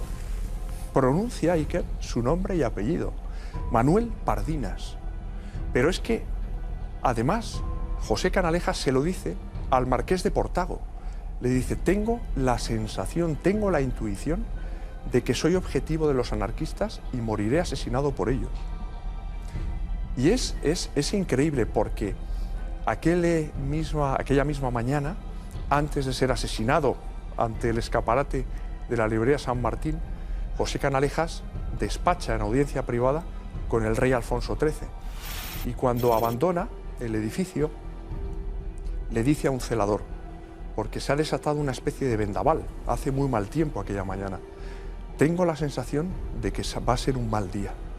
Le dice a este celador, que lo testimonia, es decir, todo esto no son cosas que están documentadas. Y que nos hablan al final del misterio, de la premonición, del presagio, y estamos hablando de la cabeza del Estado en aquel momento. Pero además es que, qué mala suerte o qué acontecimientos. Se ha hablado mucho, como siempre, José María, cuando lo dicen los americanos, para bien lo digo, la estirpe, libros, JFK, la familia maldita, se ha hablado 1000 veces. Y es que aquí hay otro tipo, muchos parientes, que tienen unas vidas desgraciadísimas. Es tremendo, es tremendo. Yo nunca había oído hablar de esto antes que de tú plantearlo, tengo que decirlo. Son 3 historias en una sola, pero es que además, como tú muy bien dices, Iker, 2 hermanos de Canalejas, concretamente una hermana suya llamada Luisa, muere con 6 años, nada más. Y otro hermano, llamado Alejandro, muere con solo 14 meses. Es decir, hay una especie de maldición que asola a esta familia de los Canalejas, como tú muy bien decías, los Kennedy españoles. Es cuando yo me pongo a investigar, ¿no?, a bucear en estas vidas y voy atando los cabos, nunca mejor dicho, del Titanic y de ese magnicidio de la Puerta del Sol, veo claramente, ¿no?, decir, esto no es fruto de la casualidad, es fruto de la causalidad. Casos contabilizados, ¿no? Porque claro, hay muertes naturales, pero muertes extrañas, accidentes, muertes prematuras. Premoniciones, malos presagios. Es decir, y llegamos a una escena que hemos querido recrear, que es otra muerte que pone colofón también quizá esta historia, o paréntesis, en una estirpe que ustedes pueden documentarse, pues de verdad muy desgraciada, que si analizamos punto por punto nos llevaría medio programa, ¿no? La estirpe de Canalejas. Terminamos en una checa. Terminamos en una checa, o terminamos, mejor dicho, en la Puerta del Sol, donde es detenido el hijo primogénito de José Canalejas. En el mismo lugar donde empezábamos. En el mismo lugar donde empezábamos. Es increíble, pero es cierto.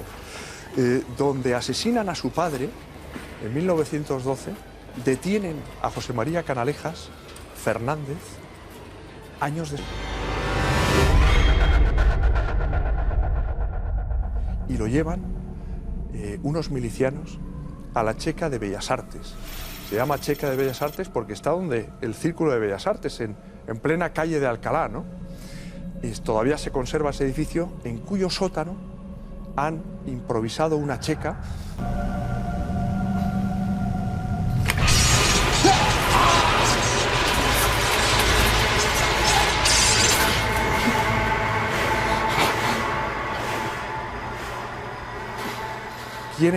Quieren los milicianos que delaten a otros nobles como él.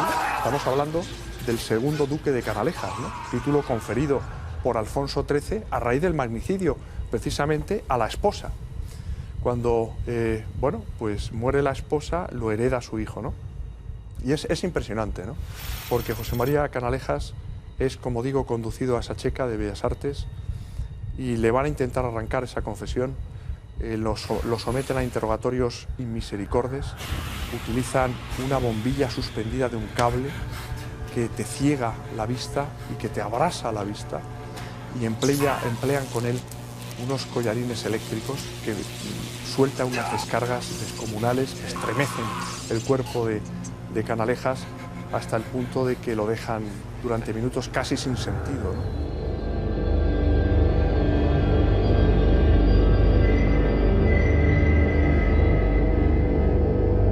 Ese término que viene tan utilizado para la Guerra Civil Española, pero que viene de los gángsters italoamericanos que libraban su violenta lucha contra la ley seca, ¿no?, en el Chicago de los años 20, ¿no? Pues estamos en el Chicago, entre comillas, de los años 30 y concretamente en el año 36, cuando sacan de esa checa a Canalejas. Tiene 31 años, toda la vida por delante.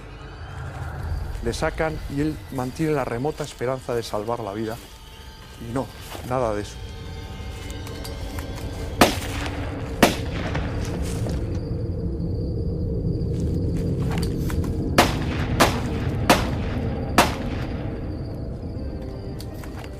Le descerrajan unos cuantos tiros y uno de ellos le pega el tiro de gracia y abandonan su cuerpo. Bien, Iker, su cuerpo hoy día sigue sin aparecer. No han podido darle sepultura. Es impresionante, ¿no?, cómo esa especie de maldición de los Canalejas se ceba sin ningún tipo de piedad con ellos, ¿no? Es un hombre, bueno, pues que todavía se le sigue buscando para darle sepultura, ¿no? No se sabe nada del cuerpo. Oficialmente desaparecido. Oficialmente desaparecido. ¿Qué más se puede decir, no? Empezábamos en la mítica Puerta del Sol, que ahora estoy seguro que muchos en los siguientes días mirarán con otros ojos, ¿no? No es solo cuestión festiva, sino ha visto tantas cosas, esas manecillas del reloj han visto tantas cosas. Y empezábamos con un presidente de gobierno, como bien dice nuestro amigo y guía en estas páginas secretas de nuestra historia, José María Zabala. ¿Quién se imagina a un hombre que tiene premoniciones y que ya ha sido, digamos, consciente de que corre peligro, caminando solo, mirando inocentemente el escaparate de una librería? Empezábamos ahí, terminábamos con su hijo ahí, y en el impasse, el Titanic y un sinfín de personas para esta familia Kennedy española. ¿Quién puede contarnos esto? Pues ni más ni menos que el señor Zabala, que dentro de poco, por supuesto, volverá... Ahora ata el paquete y dentro de poco, ¿con qué nos va a sorprender? Me cuenta que iremos a otra franja de la historia bien diferente. Y es que al final, José María, toda nuestra historia es un cúmulo increíble de enigmas que desde luego no nos habían contado tan bien. Muchos me dicen por carta, ya me gustaría tener un profesor de historia como José María Zabala. Hasta pronto, amigo. Como Muchas siempre. gracias, Iker, un placer. Vamos ahora con fotos, con otras estampas, fotografías digitales del hoy. Vamos del pasado casi al presente y al futuro.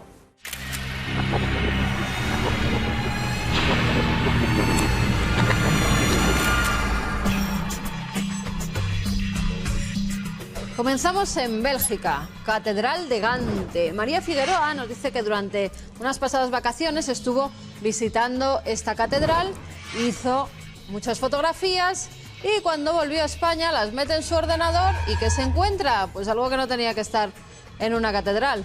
Fíjense, una especie de ser hindú, ¿verdad? Porque por la posición y la vestimenta tenía que ser eso, un ser hindú, pero ¿qué hace flotando en medio de una catedral? Ahí lo tienen, Guillermo León nos lo ha destacado, además se ve perfectamente cómo tiene esos pantaloncillos o el sari que suelen llevar, cómo se ven además los ojos, el pelo, la posición en la que está, bueno, la típica que tienen para rezar en ocasiones.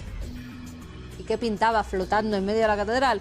Pues Guillermo nos pide ayuda y nos dice que puede ser una proyección que se estuviera llevando a cabo justamente en ese lugar. Pero ¿con qué sentido? Alguien más estuvo, no sabemos la fecha concreta, pero hace poco, imagínense, Semana Santa o un puente en la Catedral de Gante, o otro año, donde pongan este tipo de proyecciones, porque si no, realmente no sabríamos qué hace ese ser flotante ahí en medio del templo.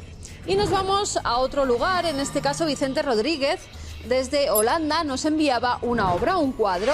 Nos dice que es el Museo Rijksmuseum de Holanda y que ha visto un cuadro, hizo fotografías y lo que le llama la atención no es el cuadro en sí, sino lo que sale justamente debajo, al lado de una señora que parece que está pasando, ¿no?, en ese momento. Se ve claramente, no hace falta mostrarlo.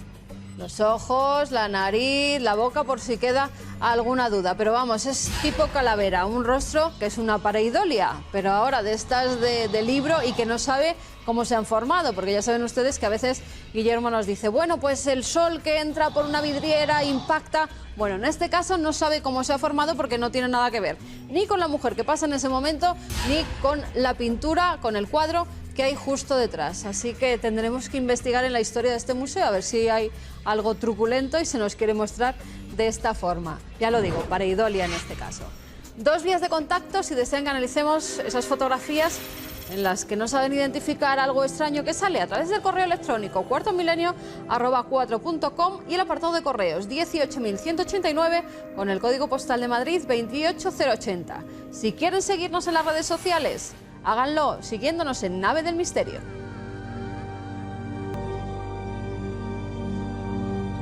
Existe un término que proviene del alemán, Zeitgeist, que significaría algo así como espíritu del tiempo. Espíritu de un tiempo. Ideas que tienen fuerza en un tiempo. Corrientes, memes, que dirían algunos, pensamientos que influyen en la inmensa mayoría y que de alguna forma sobreviven y se imponen a los demás. Esta especie de moda del pensamiento, el Zeitgeist, evidentemente ha ido sufriendo sus cambios y ahora nos encontramos en nuestro momento concreto, donde algunas cosas que antes eran vistas como aberraciones son positivas y al revés. Lo que antes nos daba placer ahora nos da dolor, ¿no?, dicen algunos. Entonces es muy difícil sustraerse de esa especie de esfera extraña. Algunos llamarían a esto también sistema del Zeitgeist, que hace que uno se siente incómodo cuando va a decir algo que no casa con esa corriente general. A que nos ha pasado a todos. Es como cuando tenemos que decir una verdad incómoda y no queremos hacer daño, ¿no?, a alguien por el que tenemos afecto, por ejemplo, y preferimos quedarnos en un segundo plano y callarnos. Bueno, pues eso ocurre con las grandes ideas también. Hay muchas grandes ideas que son destruidas por los perjuicios del propio Zeitgeist. Unos prejuicios que son intensos, que lo atacan prácticamente todo y que hacen que muchas cosas interesantes no afloren, porque hay como una mentalidad global aceptada que impide que eso salga a la luz. Por tanto, es mucho más cómodo estar a favor del Zeitgeist, estar acorde con tu tiempo, que ir nadando a contracorriente del Zeitgeist. Esto ya se lo preguntaba Jung, que es uno de mis héroes, desde luego, y que recomiendo su lectura. Algunas más o menos complicadas, por tanto no las entiendo, pero otras, como comprenderán, bastante asequibles. Un hombre discípulo de Freud, pero que sin embargo se enfrentó a él y optó por nadar a contracorriente toda su vida. Habría que hacer un día, creo yo, una sección sobre los que nadaron a contracorriente del Zeitgeist, porque sus ideas solo han sido admitidas con el paso del tiempo.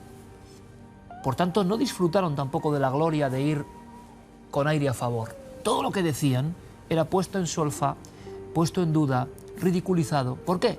Porque el Zeitgeist estaba instalado en las mentes colectivas. Es ir en contra del Zeitgeist pensar que existe una supervivencia a la muerte. Es ir en contra del Zeitgeist pensar que existe el alma, algo que no es lo físico y que nos da el hálito vital. Es ir en contra del Zeitgeist decir que no lo conocemos todo, que no conocemos casi nada y que lo extraordinario puede ocurrir. Eso es ir absolutamente en contra de lo que podríamos llamar, sí, pensamiento imperante. Pero es un pensamiento que no es estanco, que no se mantiene igual a lo largo de la historia, como hemos dicho. Por eso los alemanes bautizaron este término, porque cada X tiempo, cada X generaciones, cambia sin que casi nos demos cuenta, y de pronto cosas inadmisibles, son el nuevo Zeitgeist, no te metas con eso. Ah, pero si hubiéramos vivido hace 200 años, nos hubieran llevado a la hoguera. Bueno, pero ya ha cambiado la cosa, es decir, el extraño comportamiento del pensamiento global. Sí, pensamiento global no estaría mal. Por tanto, este programa sigue siendo un ejemplo de ir en contra.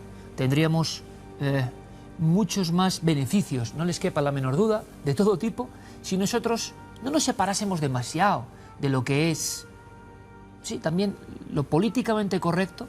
El Zeitgeist va más allá de lo políticamente correcto, es como lo humanamente aceptable.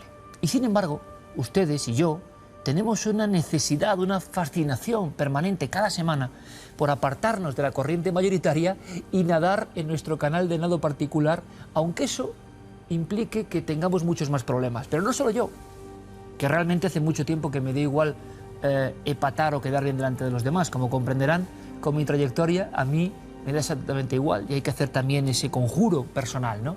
Tú no estás aquí para agradar a los demás. Entonces, les puede pasar a ustedes también.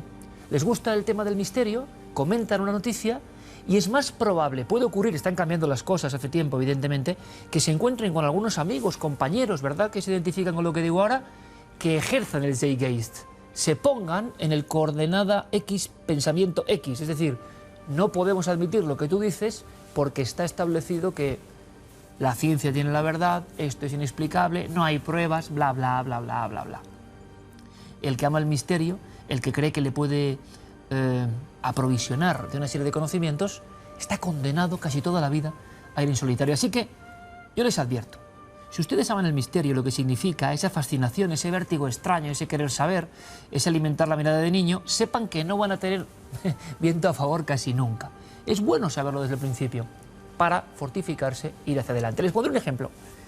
Mi profesión, que yo soy periodista, ojo, esa es mi carrera, para eso estudié y para eso hacía periodismo antes de hacer la carrera, ejerciéndolo, es muy cainita y muy amiga del Zeitgeist. Muchos periodistas van de libres y van de paladines de la verdad y sin embargo son los primeros que se acoplan al Zeitgeist, que se acoplan a no tener problemas y no publicar o no hablar de cosas que son políticamente escamosas. Hombre, ¿para qué nos vamos a poner en contra? ¿Para qué vamos a hablar de misterios, por ejemplo? Sin embargo, cuando lo hacen, hagan la prueba y cuando hay una noticia de misterio que un medio importante, un medio oculto, un medio, ya me entienden, de peso, cuando hace eso, ¿qué pasa en las estadísticas? Lo hemos comentado alguna vez. ¿Cuál es la noticia más leída? ¿Cuál es la más seguida? Precisamente la que va en contra del Zeitgeist y precisamente porque es una anomalía, porque no es la corriente de lo demás que nos la sabemos de memoria.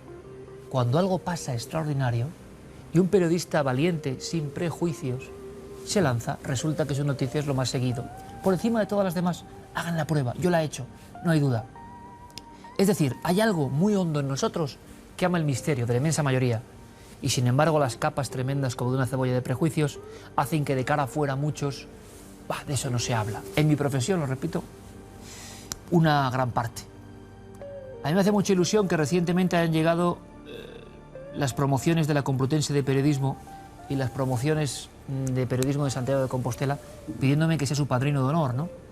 No va a poder ser porque coincide en fechas con uno de nuestros eventos, pero no se imaginan la ilusión que me ha hecho en este momento. A mí, estudiante y con el título de la Complutense, ¿no?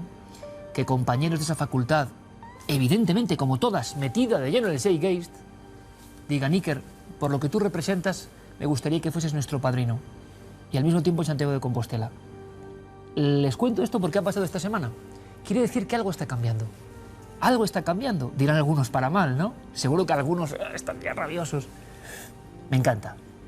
Quiere decir que hay un nuevo periodismo también, que quizá hemos fomentado entre todos, no solo yo, evidentemente, este equipo y otros equipos, siempre lo digo, y que hace que no haya tanto miedo, que muchos años de miedo a salirse del cascarón del Zeitgeist, bueno, pues se vayan un poquito apartando, y que compañeros, con sus profesores, pidan que un advenedizo como yo, nadando a corriente toda la vida, les represente. Yo creo que es maravilloso. Yo creo que es que algo está ocurriendo, algo que es en sí un misterio. Les daré otro ejemplo. Hace no mucho tiempo, un par de años, nosotros en Milenio 3 hablábamos de una noticia terrible, espantosa. Nos escribía un amigo diciendo que en un lugar en Nigeria había visto un mercado de carne humana. Mercado de carne humana, con piernas colgando y cabezas.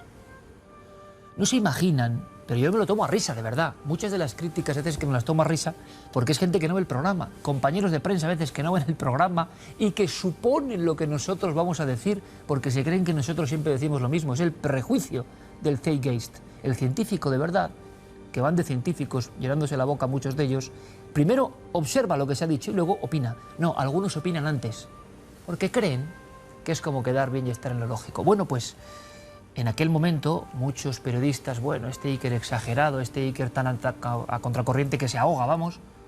¿Sabe lo que ha pasado, no? Lo habrán leído. Resulta que el rumor, la leyenda urbana, era verdad. Había un mercado de carne humana y había unos restaurantes incluso que habían dado carne humana, y precisamente en el lugar donde decía aquel anónimo en un principio oyente de Milenio 3. Muchas de las noticias que vamos contando, tan fuera del Zeitgeist, al final también son asumidas. Muchas de las cosas que suenan para algunos a risotada o periodismo poco serio, resulta que acaban en las páginas del periodismo serio. Eso sí, transcurriendo un tiempo, y tú vas y son las más leídas. ¿Qué está pasando? ¿Qué engaño es este? Mi propia profesión, que es la de la libertad. No todos los compañeros, porque hay muchos, evidente, muchísimos, que son absolutamente amantes de todo, ¿no? Y el misterio es una parte más. Pero los que siguen enrocados en un pensamiento lleno de prejuicios, luego, y así ocurre. Y ha ocurrido esta semana, y seguirá ocurriendo. Por lo tanto, si usted va a nadar a contracorriente amando el misterio, por lo menos tiene que saberlo. Equípese con buenos manguitos, buenas tablas, y a nadar en contra de todo el mundo, porque al final ese camino será bastante solitario, pero creo que mucho más libre. ¿Usted qué piensa? ¿Qué es lo importante? Está dentro de 7 días.